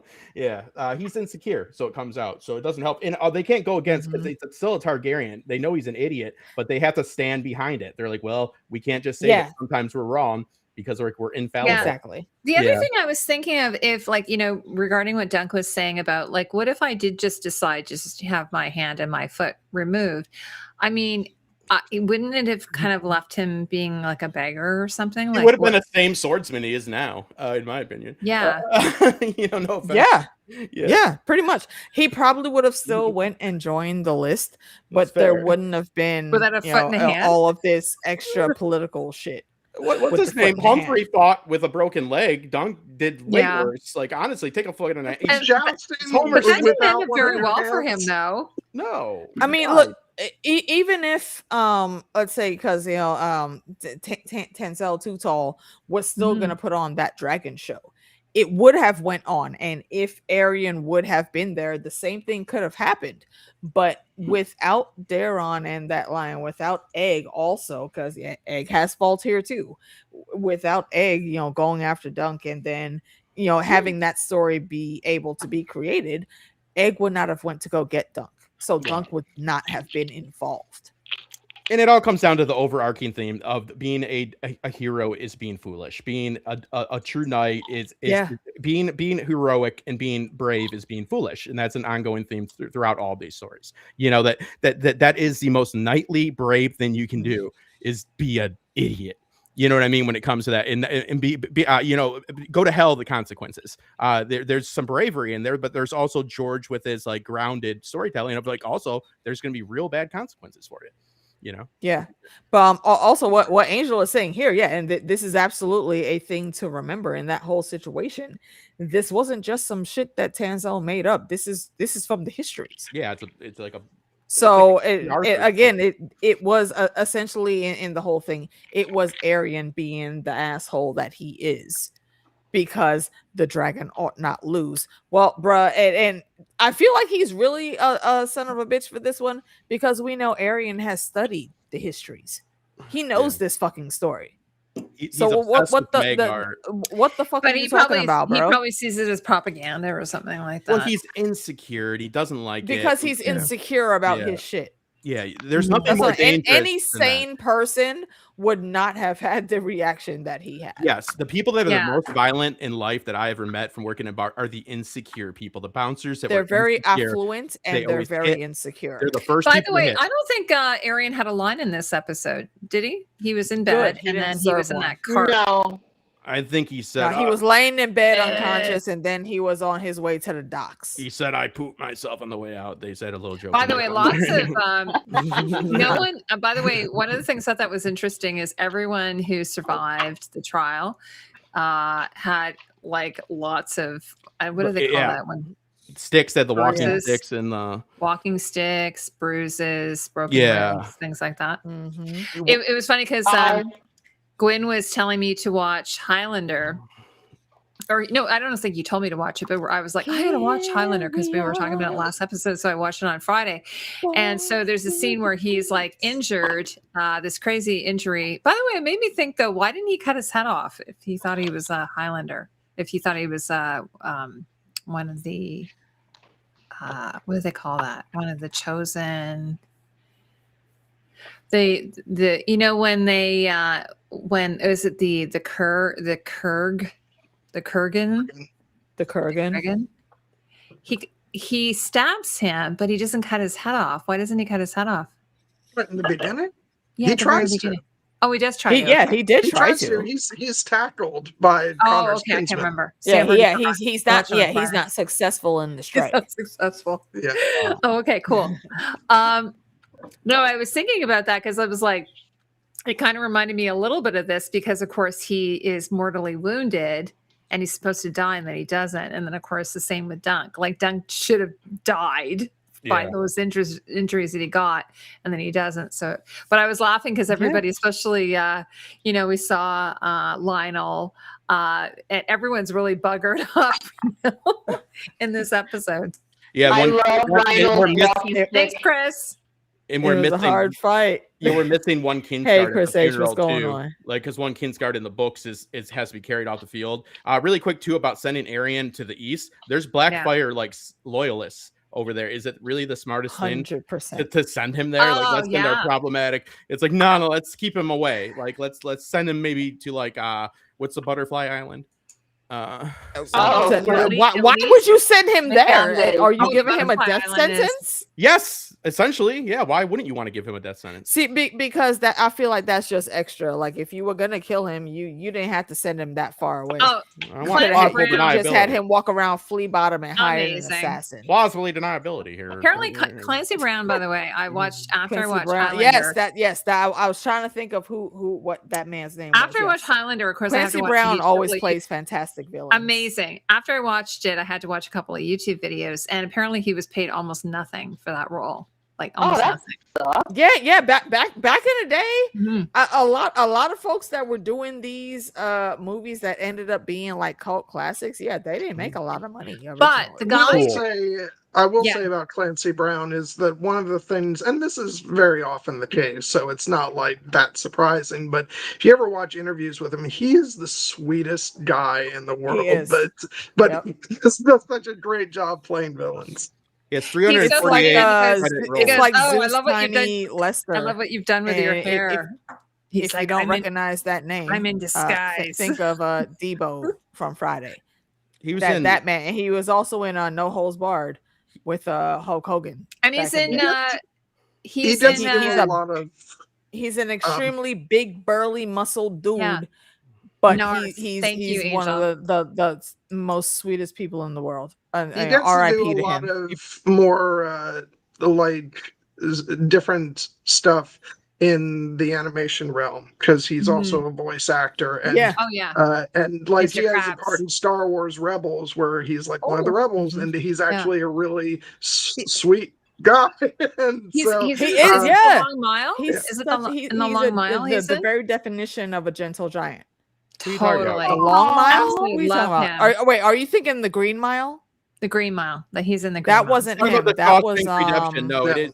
Yeah, no, he He's, is. he's one of the That, police. looking at it. No, he's in that it. was He's a guard in the the guy that Shawshank played Redemption. the Yeah. Kingpin originally in Yeah, but he's a guard in Spider-Man. it. He's a guard, is what Heidi said. I've got his credits right here. He's He's not in. He's in it. He's in the show. He's not in The Fifth Element, though. The president in The Fifth Element is. Yes, he is. No, yes, he Yes. is. He plays the president in The Fifth Element. No, he doesn't. Who are we talking about? Yes, he does. Clancy Brown? Yeah, Clancy Brown. Hold on. No. Tiny Zeus Lester plays the Oh, president. yes, in The yes. Fifth Okay, Element. are you talking about? Okay, Yeah, no, I'm talking about the Debo Green from Mile. Friday. Yeah. You know is Clancy Brown. what you got on my drink, homie? Sorry, That's who yes. plays the president. He, in well, The Fifth Element. he's also from. He plays Lyndon Clancy Brown, Johnson. I want to say he was in Beauty and the Beast, but he was also in the second Pet Cemetery with Eddie Furlong.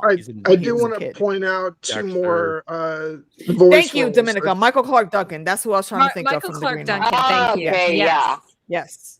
I do want to point Maybe out two after. more voice roles that Clancy Brown did. Yes. He played Lex Luthor in Superman the Mhm. Animated Series. And there Yep. was a short-lived Mortal Kombat animated show in the 90s, and he remember played that one. Raiden. He played Raiden in that. Okay, Gwen, let me ask you: Did you watch any of the like TV shorts of the Mortal Kombat? Hey, he played Mr. Krabs. When Jerry Ryan, our girl 7 of 9, No. played Sonya Blade. He's in Uh-uh. SpongeBob. You didn't watch those? Yo, He's in Michael Jai SpongeBob, White really? played Jax Mr. in Krabs. that version. Mr. Krabs and SpongeBob. I'm gonna have to take a look. Where do you know him from? I remember I that knew you. on Y'all SpongeBob. kept saying Clancy Brown. I was like, I know that name. What do I know? I'm just joking. I know that because my kids are huge Yeah, and he SpongeBob plays fans. Sabaggio Because Press. I said to my was a kids, vibe. but let's watch. You guys, we have to watch Highlander because Clancy Brown, Mr. Krabs, plays the Kurgan, and it's hilarious. He's the villain. And my favorite scene is where he's in the car with the girlfriend, and he's like he's just doing the punk rock thing, and he's got the music blasting, and she's like screaming, and he calls what's his name, the main character, the Highlander character, and it's like, I got your girl here. She's a real screamer. It's just like, Okay, wait, but the hold scene on. in the church where he's like, horrifying the nuns and Yes, everything. that was it. Wait, hold on. Ricky, Defenders of the Ricky, Realm. you're talking about the Defenders of the Realm for Mortal Kombat. Is that what that shorts was, where Michael Jai White was Jax? No, it's that's the Which one? animated series was The called cartoon. Defenders of the That's Realm. right. That's right. The animated series. I forgot. So about we that should one, all yeah. hail Clancy Brown because he's just, Yeah, he's Yeah. in a bunch of stuff here. Yeah. and Michael Oh, Clark just got Duncan. a screen share. Hold on, let me pull it up. Yeah. I didn't know who the hell you were talking about, so I looked it up. Yeah. Yeah. There Yeah. he is. He There he always is. plays a fantastic yeah. villain. Mhm. Yeah. So He has been in the game for a long time. I think it's cool that he didn't get paid a lot. That's funny. Ha ha ha. Yeah. I'm Well, joking. apparently, so this Terrible. is what I was really, because I think my kids were asking me, was it based on a book and I'm like, no, it's actually one of the rare cases where Highlander is an original story, and it was written by a college student. He had this idea because it's a kind of really cool idea, right? And I guess he pitched it to somebody, and they were like, okay, we're going to give you like a little bit of money, like $5,000 or Yes, something. Not a lot of money. They screwed him over too. Mhm. Yeah. No. So, but they gave him like some of the percentage. They didn't think the movie was going to do that Oh, well. I got it. They Yeah. thought it wasn't going to do that Mhm. well. And anyways, it did very well. So Clancy was talking about it, saying he didn't get much money. I think originally Sean Connery picked the Spanish character, Spanish Peacock, whatever his character's name is. He's actually Egyptian though. He picked him. He's like 2,000 years old or something. But anyway, so this kid, this college student who pitched this idea, he ended up becoming a millionaire because of this movie. So he actually, you would think that he was going to maybe make like $10,000 or $20,000 or something, but he ended up becoming a millionaire because he got a percentage. Yeah, it's And like then, what's his name on Star Wars? And then of course the movie went on. They did a sequel, which wasn't that even though it had Michael Ironside in it, who is like fucking brilliant. I love Michael Ironside. Michael Ironside is like he just has the face of a villain. I love him, and he's so always much. typecasted like that. But like I feel is. like my favorite role that I've seen him in is when he wasn't exactly a villain. He was more of an anti-hero. It was I know from what that the was. original miniseries of V. Oh, V. When God, it first you and came I have been out. talking about, we got to do V. We have to do V. We do need to talk about V. Yeah. Because we've Yeah. referenced that several times over the years. You're right. You know what? Let me write it down so I remember. For sure. Yeah. Anyway, so So Back to the show. And then it went on and then they did a TV series. So this this guy. Imagine just like you're in college and you come up with this really cool idea of there being like, a civilization of individuals who, are immortals, and then they have this final battle called, what do they call it? The show or something. What do they call it? Gwen? Well, The it was show? called The Game. The The Game. Game. But the Gathering The was Gathering. That's the it. The final Gathering. part of it. Yeah, and there can only be one. And then the other thing I was watching, because I started like watching all these behind the scenes and reading about it, is that apparently, the actor, he's Belgian or French, and he couldn't speak any English, so he had to memorize his English lines. But I remember that. It was Chris Lambert, wasn't it? Chris Lambert, and he had. Yeah, What was Raiden. interesting about it is that He didn't know any English at that he point. didn't know any English, but it was interesting. So it added to that sort of otherworldly thing about him. So when he does that line, there can only be one, it just sounds really strange, right? Yeah. But I love it so much.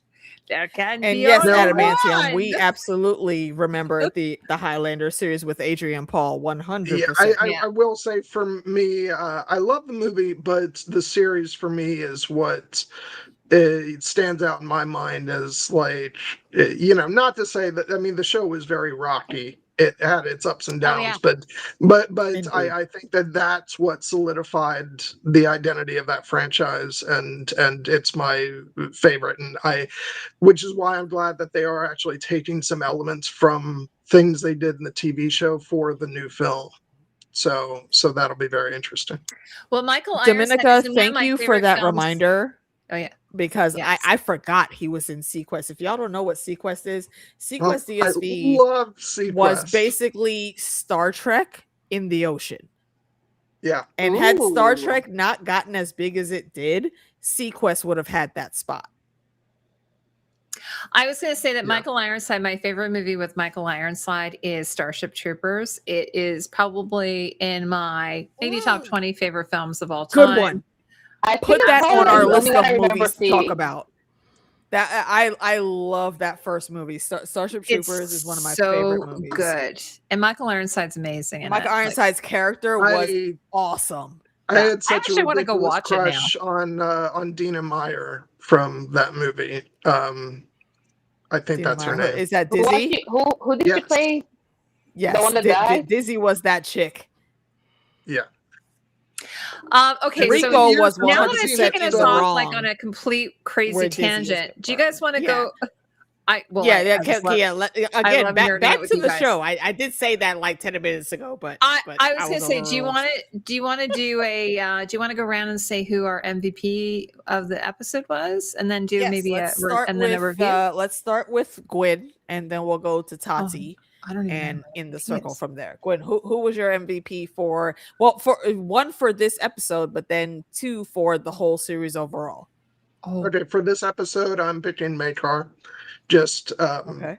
because I just he really wowed me with sort of realizing the gravity of everything that's happened and sort of choosing to be very, in my opinion, very knightly and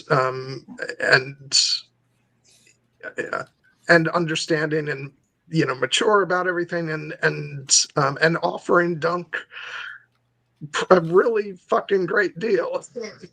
Yeah.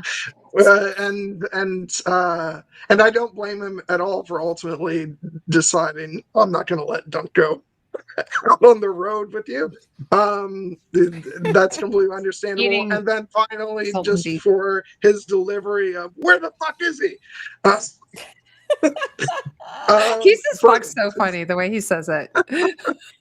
And because I think in that moment he already fully realized what happened that quickly, like this little fucking motherfucker.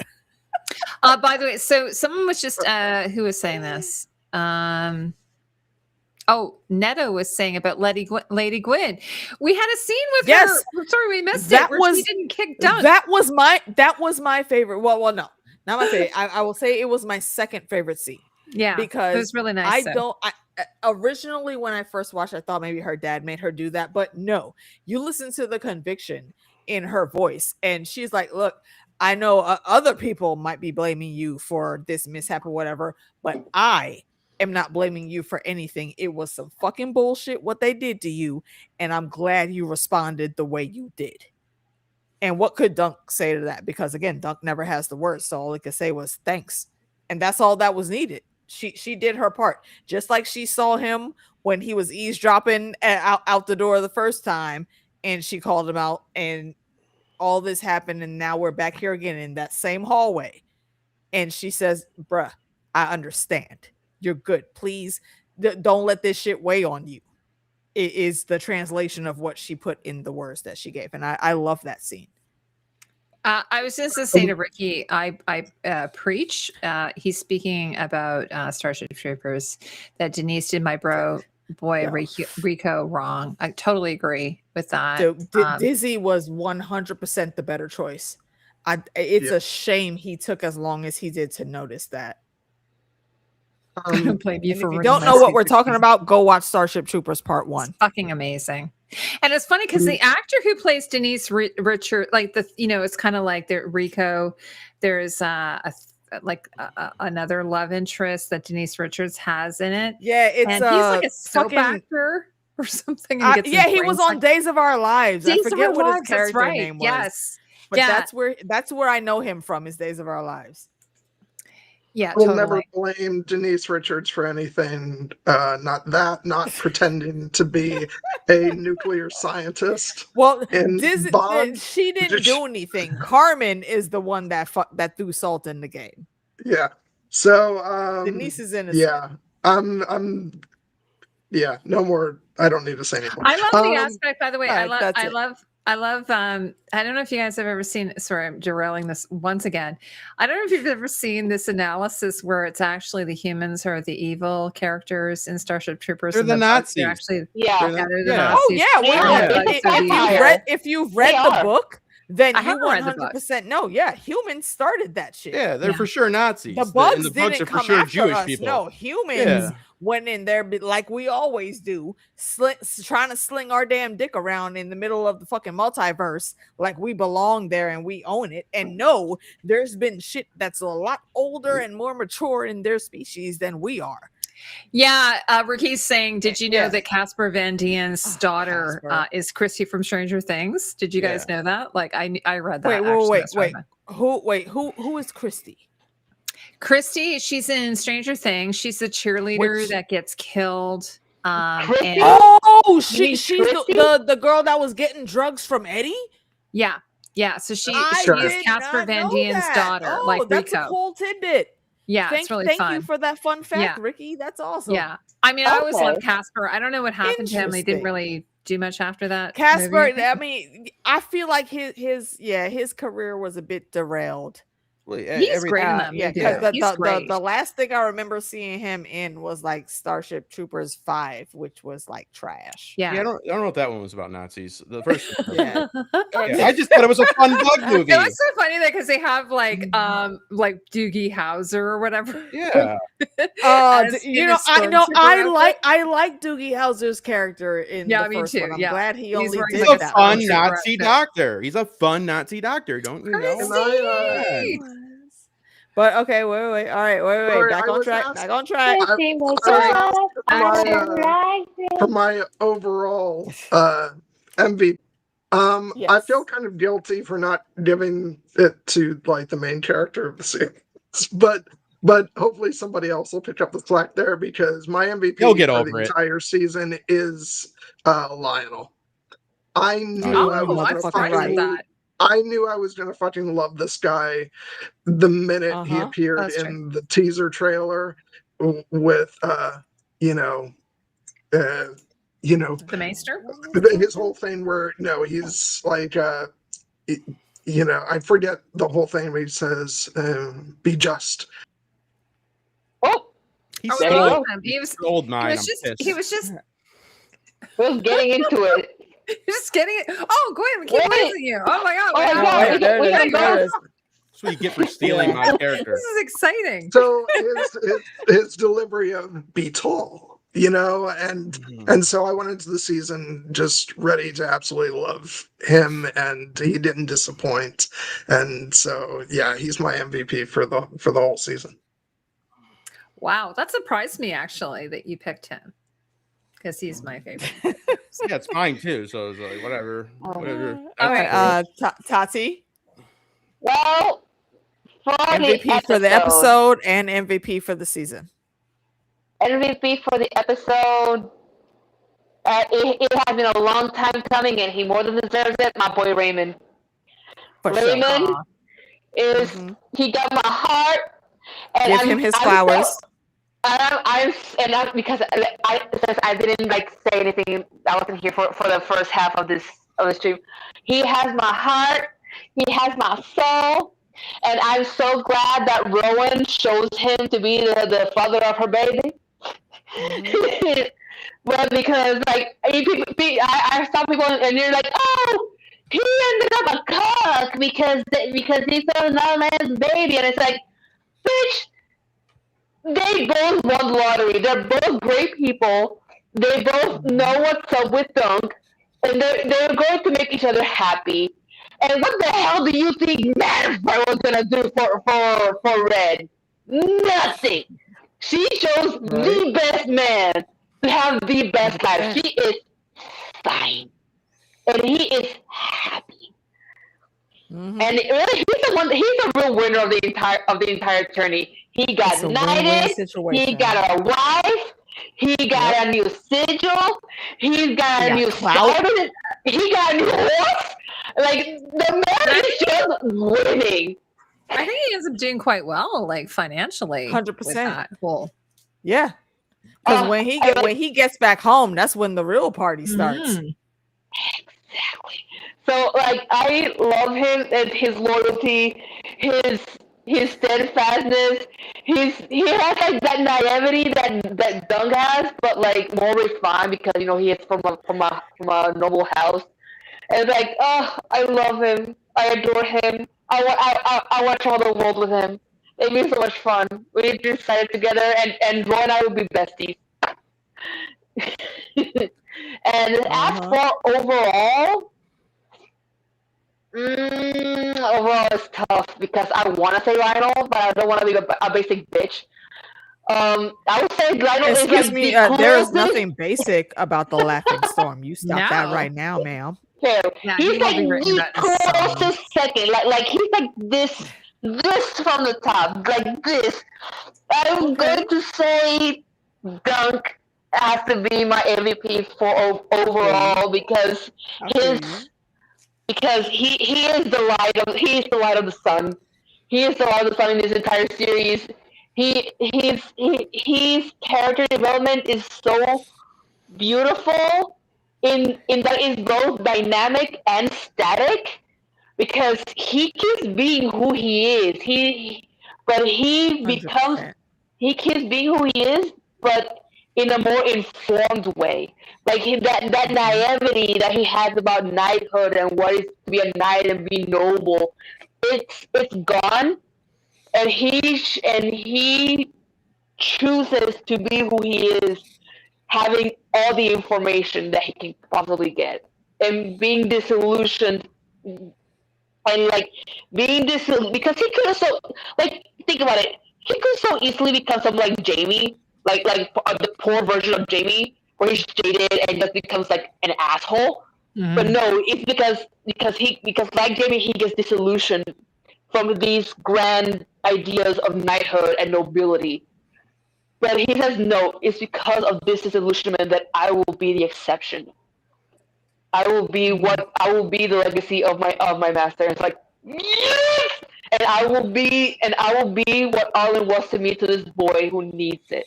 I'm like, yes! 4 pages for Sir Duncan the Tall. Yeah. 4 pages. He deserves it. 100%. I just hit myself. That hurt. We gotta get that mic down. That mic down like 25%. You clip real loud, like it clips. Just take it if you can take it down 20%. I got it.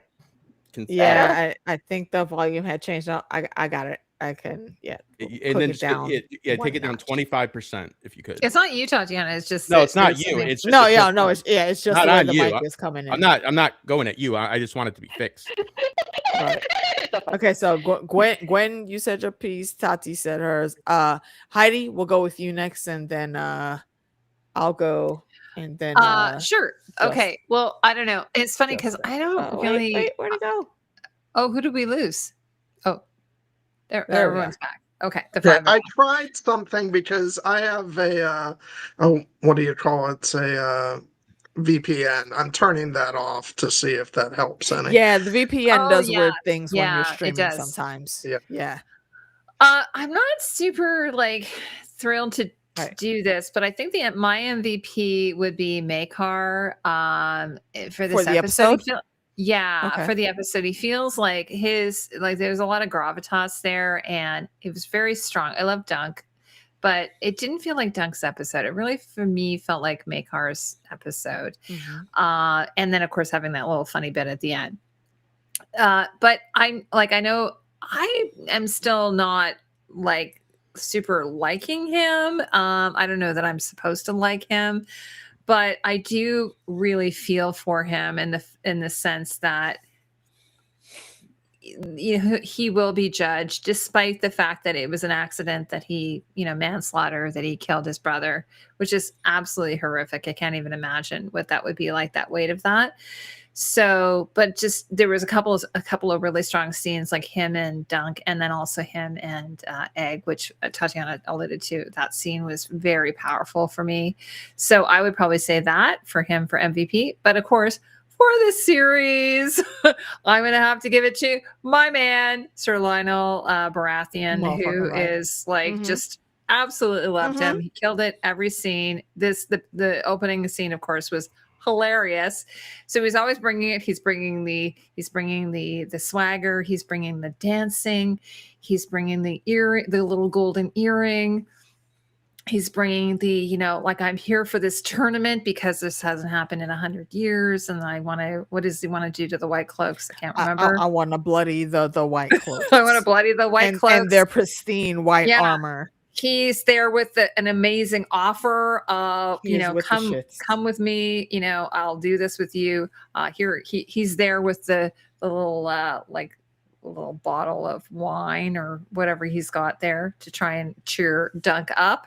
So yeah, he's just like, I'm absolutely going to miss him. I'm going to miss him so much. And it's making me sad to think that all of these wonderful characters, especially Lionel, we may not see them again. And that's really sad, because at least on a normal show, like a show where we have recurring characters, we get to see them again and get to visit with them. But in this case, this might be it. And so I think he just delivered it. And Daniel Ings, the actor who played him, I thought was amazing. So that's my piece. As I'm finishing my Red Cider. Because once we get to season 4, all bets are off. I think we can see. Totally. We could see some. I think we could, at least maybe in some flashbacks, maybe see some of these characters, because I think we did touch on this, Gwen, is that I don't think any other Game of Thrones show, like I know for at least the original series, and I don't think House of the Dragon has had flashbacks. So this show is. They do in season 2, but yeah, was there a flashback in season 2? Yeah, with Daemon, his dreams, whatever you want to call them. But you're right, in the original series, it was above or below them, right? Yeah, they only did one flashbacks. So cheap. Ooh. They had no choice but to do one with Cersei. Yes. Yeah. Oh yeah, you're right. There was a flashback. Yeah, they were peeved about that. Yeah. Like, oh, we have standards. Oh. Yeah. Yeah, Lionel should get his own show. They Thank you, said Maker. all the characters kick a dog, so we'd hate them at the end. Like the last episode, they just show each one of them kick a dog, and we're like, okay, we don't need to see them again. I would watch a small miniseries. He's not even the Lord of that's. He's not the Lord of Storm's End at this point. They don't know. It's not said who is. Who's the Lord? It's not said, but he's definitely not. Well, all I can say is anytime I go around, I'm always going to make sure I have something in my pocket that I can give to a lord if I enter his tent and decide to eat some delicious food. Well, if I could be a little critical on it, but I wish we would have saw a little bit more jousting. And like in Lionel in the books, like he would take the crests off anybody he wrote about and he would explain it into the crowd. I wish we could have saw some of that. And laughing. He doesn't do any laughing in there. Yeah, and laughing. Yeah, he does more like passive aggressive. You better love me, or I love you, but I'll kill you. Yeah, Yeah. But yeah, they could have done that. Can I do my VIP for the episode? Yes. Lady Gwyn, because she Ah. finally gives Duncan. You all stole, obviously, Lionel. But yeah, she gives Duncan. She says he's not stupid, and it's like a hard birthday for a young girl to have. Like it's been a lot, right? Like- so like she like has a moment. Like my birthday at the body count. It's her birthday, and now everybody's dying. You know what I mean? Like it's And like she never got crowned the But- Queen but of Love and she- Beauty. no, But yeah. she reads the room correctly through all of that BS. Mhm. And Yeah. she automatically sees, and she makes sure to go and tell that man, yo, this wasn't your fault, bro. They was on some fuck shit. I see you. I got Yeah. you. And Good. Makar has the guilt that he always lives with. I wonder if she'll have any guilt that Baylor dies at her, her birthday. I It's don't her- think she'll have. I don't think she'll have any guilt for that. I'm And suggesting I she honestly, I consider- hope she doesn't. I'm suggesting that she should think I hope about she it, and doesn't. maybe the implications of wanting a big birthday party were overblown, and she might have pushed it.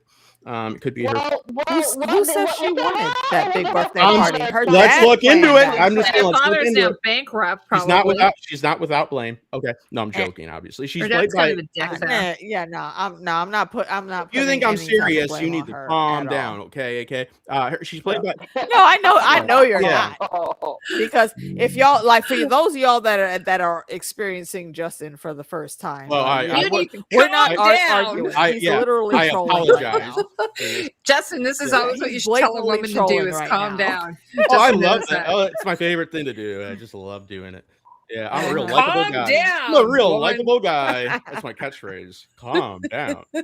But she's only in this. She only is acted in this. She's Irish, and I think that she I think good things are coming out of Dublin. And then Raymond Crossaway, because she's Irish, I don't know what that. Oh, Quinceañera. Yeah. Worst quinceañera Yeah. ever. See, 100%. and not her fault. We got to look into it. Yeah, but I think that Lionel definitely the VIP, especially because his character could have like easily been cheesy, right? Like, and there's a lot of things that could have seemed forced too. Yeah. Like I said, he's a really layered good character for this time, and I think it went over 100%. well. There wasn't a bunch of people bitching. It was good. The fandom was good. I liked it. Not about everything, but they were good about the most things. So yeah, it By was the way, enjoyable. speaking of the fandom, did you guys hear about the weird what is it called? Give them enough time, they'll make something. I'll keep my mouth shut. But yeah, what'd they do? What are they mad about? The Walter White fandom. They went on a fucking rage. Yeah, they of, review bombs downvoting House of the this Dragon, episode. and then House of the Dragon. Because they didn't want because the reviews were doing too good. It was a 10. And they didn't want they were like, them you to cannot have break a the 10? 10 out of 10 that the finale for Breaking Bad had. Breaking Bad is such a good show, and I love it. But it's not a show that you fan them out like this. Like, imagine fanning it out like this over Breaking Bad. How low? Calm down, bro. Breaking Bad. It's the whole Marvel versus DC thing. Why can't you just like Why can't both sides get it in a doesn't big room have and to just be talk about that and one Star is greater Wars. than the other. Yeah. Right, yeah, exactly. Or Star Trek or Star Wars. You This- can like Yeah, both. This is yeah. exactly Both It's the have same with- I equally never good understood stories people and equally who- bad stories. I never understood the It's so wild. Sansa Stark hate. I know. I'm a big Like, Sansa person. That was so weird. Sansa, She's not- show Sansa though She should have been is She should have been bothersome. magic like Arya. She should have got a bunch of people like she did what she had to do. Yeah. She struggles. She had No, real. she had to I'm not getting survive. into it. Yeah, she had to survive. She didn't have That's a magic. whole. We Yeah. can't. Did We what can't she even did with continue. All with I'm that. That's saying a is, whole other if I stream. like something, who's wrong? Okay, that's my point. So if Yeah. I like something, Heidi, who's That's an a whole idiot? other stream. Who's the idiot? Yeah, because I need somebody to be the exactly. idiot. Haymaker says you can like dogs, Right, you can and like dogs and cats. Exactly. Want to know what? I don't have to like Exactly. you, Haymaker. I'm So kind of, And it's even okay if you don't like either Yeah. one of them or you like Maybe one you like over the other. parrots. It's obviously fine. you're stupider. doesn't have to if be you a like fight. dogs more, but it's fine. We're okay with it. You're fine. I'm just going to say that this is exactly why I don't engage with fandom anymore because all the stuff I don't give a Because shit. people I really really be taking don't. this shit too That's how far. evil Like happens. it's their No, job. you have to be an idiot. You have to be very vocal. You got to be yelling. all the time. Queen Sansa. And I agree with you, Angel. Sansa absolutely does have magic. Yeah. Were she around an environment that was able to cultivate that magic, it would not have mattered that she lost Lady. Because I think the Stark magic genes at this point are just that strong. Justin, Angel's she coming could have for you. connected with something. Calm else. down, Angel. But anyways, yeah. It's my catchphrase. Again, like I said, that's a whole other stream though. Yeah, no. So for myself, I will say I apologize. this episode, and yeah, there's nothing for you to apologize for, bro. I'm just chilling here. In this episode, who would I give the MVP? I'm going to give the MVP for this to Makor, actually. Because there was a lot of emotion in everything that he said and everything that he did not say. And mind you, again, I said it even during the last episode, I got beef with some of the things that went on with Makor that specifically involved Arian and Egg. But still, for this episode, he did that. He ain't got it easy. He just raw off of losing his brother at his own hand, at that, raw off of finally coming to some terms of reality, knowing that Arian ain't shit, and you probably should not have stayed your hand, and you should have not slapped the fuck out of him multiple times in his childhood, and maybe he wouldn't have turned into this random monster. But it does also make me curious, because there's another Targaryen that we know of that was on one path that completely changed his whole trajectory because of something he read in a book. Yep. And what we know about Arian is he absolutely studied the history. That's why he picks the 7. So maybe he saw something that totally changed his outlook and how he was supposed to act. And the only evidence for that is what Daron said. He wasn't always like this. So I would like to see, just, it doesn't have to be a full miniseries or anything. Just show me what he was before and why he turned out to be. Tell like me this. why he broke bad, per se. Am I right? Yeah, pretty much. Pretty much. By the way, tell me how we got here. I was just going to say, because I was on IMDb, that Sam Spruill was in Snow White and the Huntsman. And I know a lot of people have complained about his haircut. Who was? Sam Spruill, who plays Makar, was in Snow White and the Huntsman. He's a dour gentleman. And who did he play? Who did he play? I don't. He was he Finn. the minion? The He one was that Finn. almost assaulted Snow White? Yeah, but what's funny is a lot of people have been complaining about his hair as Makar, and actually, I would challenge you to look at his haircut in Snow White and the Huntsman and decide which hairstyle is worse. Well, he's a dour guy. It's bad. Yeah. I mean, regardless of which, I feel like they made him look in the show exactly how he's been pictured in the book. So I got no smoke on that one. Well, he's supposed to have a little slightly bigger, pockmarked, like pocked Yeah. skin, right? And he could, that's his real skin. Like I was gonna say, like he definitely. I think. skin. I mean, I think it still fit. I think All it of them fit could for have the been bigger. character. Like Baylor could have been bigger, but like he's the opposite of his brother. He's not as attractive. He's not as charismatic. I'm not down, but it's true. Like he doesn't have an easy life. He's a dour gentleman. Fully middle management. He's middle management.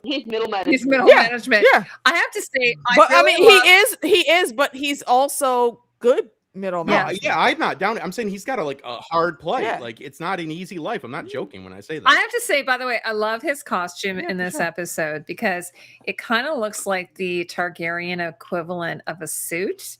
Like it looks like it has lapels. Yeah, low key.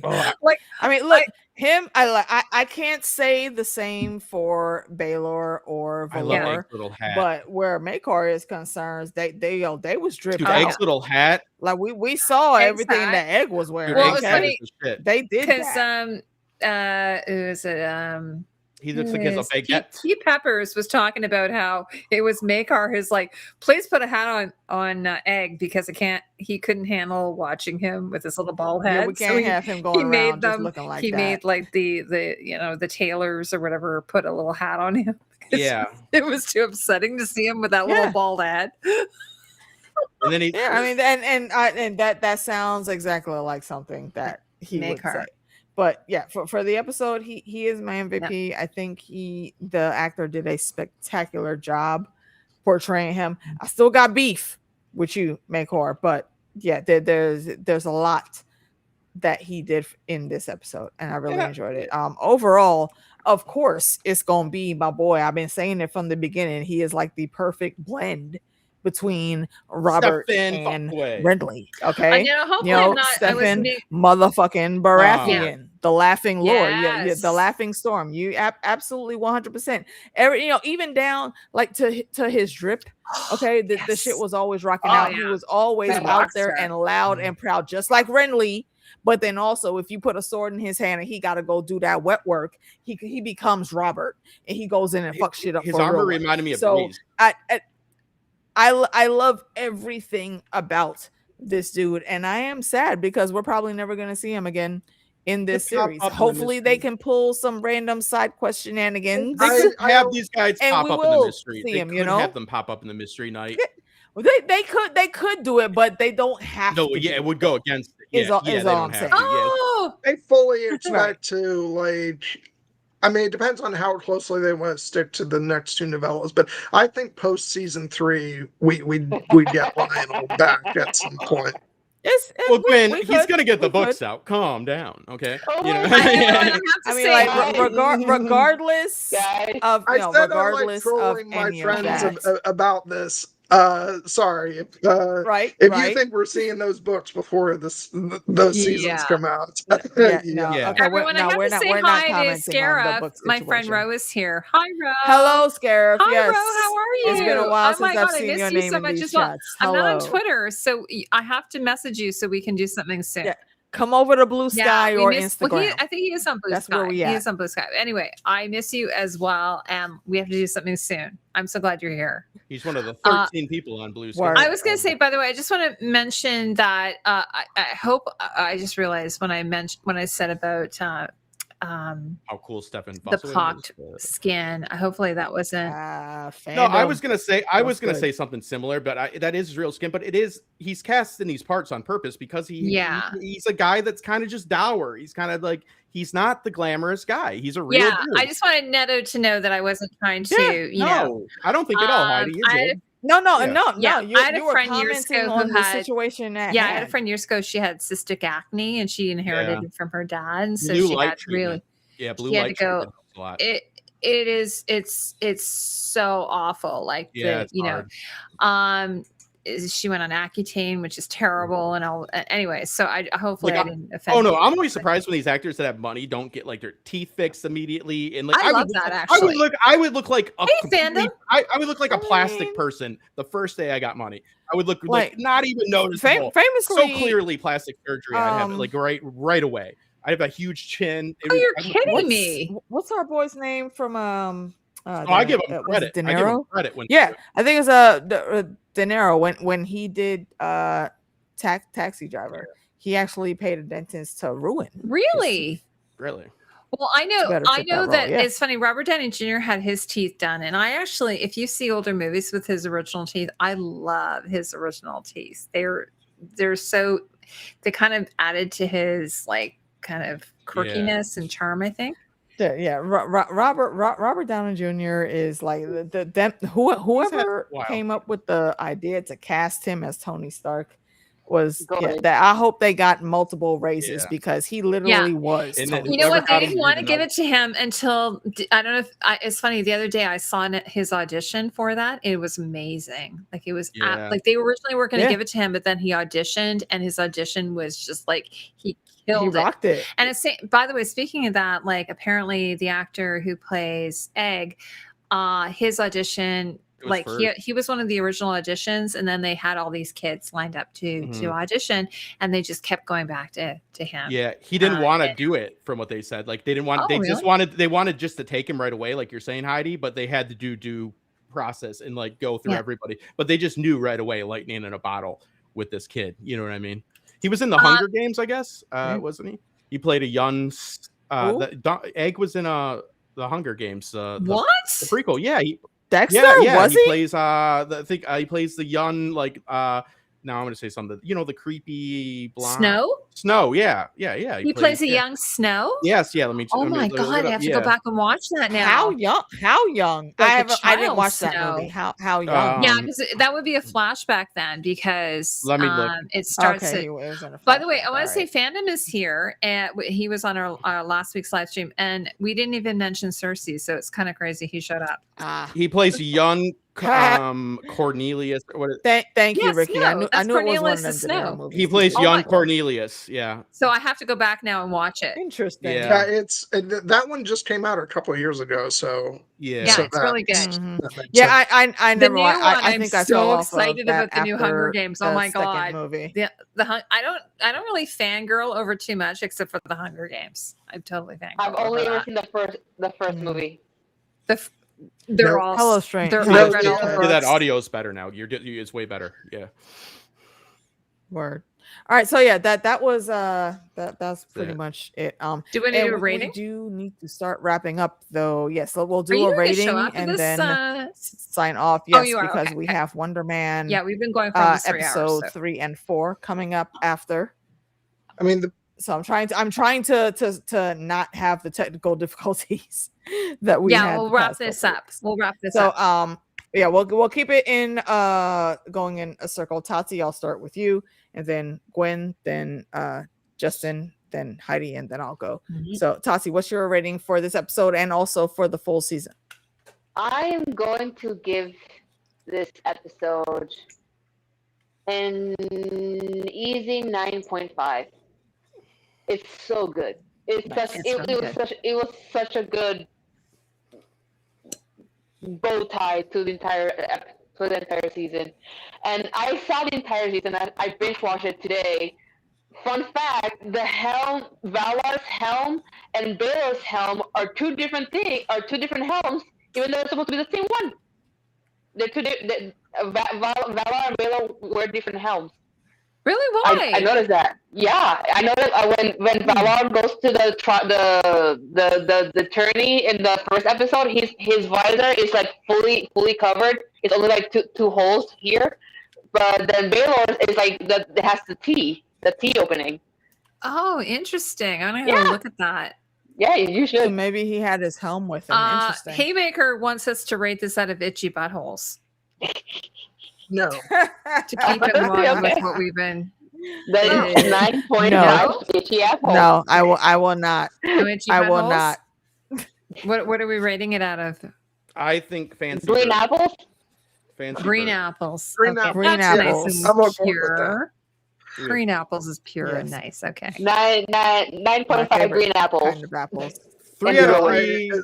Especially because I love All right, Gwen.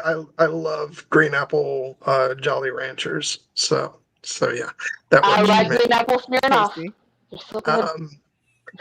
Also tasty. And I'm gonna give it oh. Sorry, I Were was you just gonna gonna do say. Oh wait, Overall, Tati, did you I'll give your go- overall rating? My overall rating. No, go ahead. No, give your overall rating. Go ahead. Yeah, it's gonna be 9, probably like 9 out of 10, basically, because it was 9 out of 10. so fucking good. And don't ask my dad, because my dad doesn't like it because he's boring that way. He's the type of man that will. I love my dad. My dad is one of the best men I know, but he will go to his deathbed defending season 8 of Game of Thrones. Boo. Yeah. Good. I like love it. him, and he's very smart, but Damn. no, Daddy, no. I want to hang out with your dad. Okay. Justin, are Oh those my- like oh my sound God, my- words? We my- can never fun have a time. conversation. But yeah, I would say 9 out of 10. It's like an easy. I love everybody that needs to be All loved. right. I love, and everybody that needs to be hated, I hate. So it's great. Yeah. All right. And the costumes are Gwen, great too, right? what Ty? you got? First of all, Yeah. season 8 of Game of Thrones is fantastic. Screw everybody who Boo. Wrong. Yeah, that's not what we asked you. No, that's not what we asked Tomato, you. tomato. Stay on top. Nope, stay on topic. We got to wrap it up. Yeah, I'm gonna give the episode 9.9 out of 10. That point one is just because I'm kind of iffy about the music choices. But otherwise, and then for the whole season, even though I guess it doesn't really make sense if I'm giving less than 10 for this one, I'm giving the whole season 10 out of 10. I loved it. Maybe there were quibbles here and there, but I'm just not that kind of watcher. If I enjoy something, I'm going to give it top marks. So yeah. Points off in the last episode, but you had a perfect 10 out of 10 score. I know. I said it didn't make sense. I know. I love it. That's what I love about it. Yeah. Right. If it wasn't for the for the episode and for the season, if it wasn't for the who you call them the Walter White crowd, it would probably have still a great the stupids. That's what we call them. I give it 3 fancy birds out of 3 fancy birds, and this one's the most fancy. So, but I agree on the music. This is my standard system. What are those, Justin? They're so cute. I bought them from Target. The same place I love them. They're adorable. Did you get them when you got my? Yes, I did. I got these. I got this for me, and I got this for you. And then I thought maybe I'll just keep it because I keep forgetting. No, you have to send it to me. I'm sending it to you. I got your address. Maybe you'll get a bird in the mail. Who knows? But yeah, no, you won't. I like 3 fancy birds. I've only got enough money for these birds. They were expensive, but they're on clearance after. Get these birds after Christmas at a deal. That's my hot tip of the day, and that's it. Hire me to be your editor, and everybody have a good day. But yeah, 3 out of 3. I do agree with Gwen about the music, though. So yeah, good point on that, Gwen. The music, a little bit off-putting for me. So wait, 2 out of 3 birds for the last episode, but sticking with it overall. 3 out of 3 birds, and that's it. Yeah, it died. It's kind of like one of those warts and all. It's so wonderful, you know. I literally could not stop for the episode. I could not stop smiling watching the entire show. Yeah. Yeah. All right, for the episode and for the season, Heidi, what you got? Oh my god, I can hard to this. I think I'm going to give it this episode. I'm going to give it a 9. Like last episode, I think I gave it a 9.75. So, and then but I think the whole season, almost a 10. Like it's to be honest with you, it's pretty much everything I ever wanted. Minus maybe a little the gross humor. I probably would have given it perfection if it hadn't been for some of that. Less poop. But at the same time, like it didn't ruin it for me. So and just want to say, absolutely love costumes. And this is probably a little bit controversial. That it's kind of what I wish the costumes in House of the Dragon were, and they weren't, and they kind of disappointed me. And I was on a live stream, I remember, with Robert about this, and people were like, "Don't you like the costumes?" And I'm like, not really. So this was it had moments. Some of it was good. The men's weren't so bad, right? But this one really, really, I love the costumes, despite maybe someone. I know some people have nitpicked a bit about the armors and so on, but loved it. So that's my long-winded rating out of apples. For myself, I think for this episode, I will go with a 9.25. Out of 10 green apples. I thought it was very well put together. And it was a decent ending, parting of ways, so to speak, but of like a fully passing the torch to the next generation and moving on. For the season as a whole, I'll go with a 9.50 out of 10 green apples, because there's a few things I had issues with, but overall it was a pretty good season. I definitely wanted more. I wish we didn't have just the half-hour episodes, but the story they gave us was still really good and very well executed. So yeah, that's not confirmed that was fake. We don't know. He was hanging. I haven't seen. Well, is that Ray Fiennes' character Alpha? No. Oh, okay. And 28 years later. 28 years later, that's no. Alpha is one of the zombies. Oh, okay. I haven't seen it. So he has a big dick. Yeah, isn't Ray Fiennes like one of the like random mad scientist doctors that's I haven't out there seen the next two, so survivaling. Yeah, I haven't watched He's it yet, he's in so that I don't know. the return, whatever, when he plays Odysseus. Oh. Yeah, Odysseus. Yeah. yeah. By the way, Ralph Dominic, you were Fiennes is mentioning an Jeffrey awesome Wright. actor. Can you mention what that's about? I was curious. I like Jeffrey Wright a lot. Yeah. By the way, Yeah, I really like this Jeffrey is Wright, totally too. off topic, but I just started watching a series called Paradise. I don't know how I didn't know about this show. It's fucking amazing. It's everything I want. It's a dystopia. There's like a mystery in it. It has an amazing cast. The writing is amazing. So everything I kind What's of it called? love. Paradise. So I got approached to do What's it streaming on? Hulu, and Okay. I was asked to interview the costume designer for season 2, but I was like, sorry, I don't even know what the show is. What the Nice. hell is this show? So I go back and I look, and I've missed an entire season of it. And it's Sterling K. Brown. Is that correct? Sterling K. Brown? Okay, I like him. He's the main character. He's really good. Anyway, so I just started watching it, so I'm going to highly recommend it. So season 2 just came out, and it's I guess you call it like a mystery box. Is it a mystery box? It's on Disney and Hulu. Secret Service agent investigates the murder of a former president in a seemingly peaceful community, but I'm guessing it's not so peaceful. Yeah. Oh, and James Marsden plays the president. Yes. So James Marsden. Cyclops is in there too. Yeah, okay. absolutely love him. Sterling K. Brown is the and the lead. main character's name is Xavier, so there's a little bit Xavier, of yes. Yeah, there we go. So anyway, I just wanted to mention that. I'm hopefully going to be interviewing the costume designer next weekend. They just came up to you and you said, "Excuse me, this is a Wendy's, sir. Okay, I don't know who you are. I don't know what this show is." So there we go. Oh, okay. Alpha is the Alpha Zombie. Think Jason Momoa, but bigger in many ways. It's talking about The Walking Dead. Is that what they're talking about? Okay. Yeah. So have you guys been watching the 28 Days Later? No, I know there's 2 movies, right? There's a few. There's a few movies. I've only watched like the first one. I've seen both of the new ones. 28 Years Later, they're both really good. Actually pretty good. Are they Danny Boyle like directed? First one's great. Yeah, the 28 Years Later, which came out last year, was directed by Danny Boyle, and the one that came out this year is a direct sequel. He didn't direct it, but he's behind it, like the writing and all that stuff. And I actually enjoyed the second one even more. Is Murphy in it? Sorry, is Cillian Murphy in it? The new one? Spoiler alert, he comes in at the tail end of the last one, and he's supposed to be a major player in the third one. Got it. He's on a bi-monthly schedule, maybe. Am I right? Because of 28 days. Boy, the first one is beautiful. First one's good. It's the first movie I ever saw where zombies ran. I was like, holy shit. It's amazing. I love Danny Boyle. My favorite zombie movie, though, is Shaun of the Dead. That's so good. Yeah, they're good. They're good. Well, I guess some people would say it's not technically zombies. Like, they'd be like, well, it's not technically zombies or whatever, and other insufferable stuff.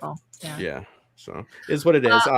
So we have to wrap up, and this is really sad because this is our last live stream of the series. Our last one for Duncan. But we're probably going to regroup. Well, it was not of the season. Yeah, we'll be back for season 2. But also, we'll probably get together for House of the Dragon, which is coming out in July or something. Absolutely. Yep. And it looks very dark and very violent. Yeah, we are getting into the super heinous things of the war crimes, dragons. And I will still say I will be here for all of the war crimes that our Queen Rhaenyra is going to commit. She's gonna be fine. And that's it may sound weird, but I'll just put it out there. Yeah, it's the only white woman that I will call a black queen ever. Call her what? Yeah, and Aegon looks all kind of a black queen. Aegon looks all kind of fucked up. In Heidi.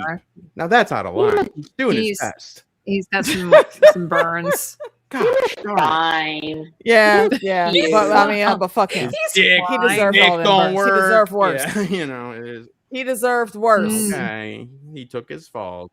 But anyways, yes, thanks for joining us on this ride. This is y'all. so It's fun. been a great season. It's been so much fun going through it with everyone. And yeah, we will catch y'all in the next one. Make sure you like both of the streams. We are on Heidi's channel. We are on my channel right now. So, Alicia, yeah, did you want to drop if you a link to your upcoming, like your stream you're having? It's coming up in like 5 or 10 minutes or something. I don't have it made yet. Damn it. Remember? Okay. So well, I did that last time and it messed up because we went overboard and I didn't want to chance it that I know, no nettles. I know. I think that's going to be go over to my page on AKOTSK and you'll see us pop up probably in like another 5-10 minutes. We're talking about Wonder Man season 1, episoms 3 and 4. I have to watch it. It looks really good. DJ. I like it. It's been good so far. There's some slow points, but they all end up making sense in the grand scheme. Is it on Disney? So yeah, it is on Disney Plus. Yes. Okay.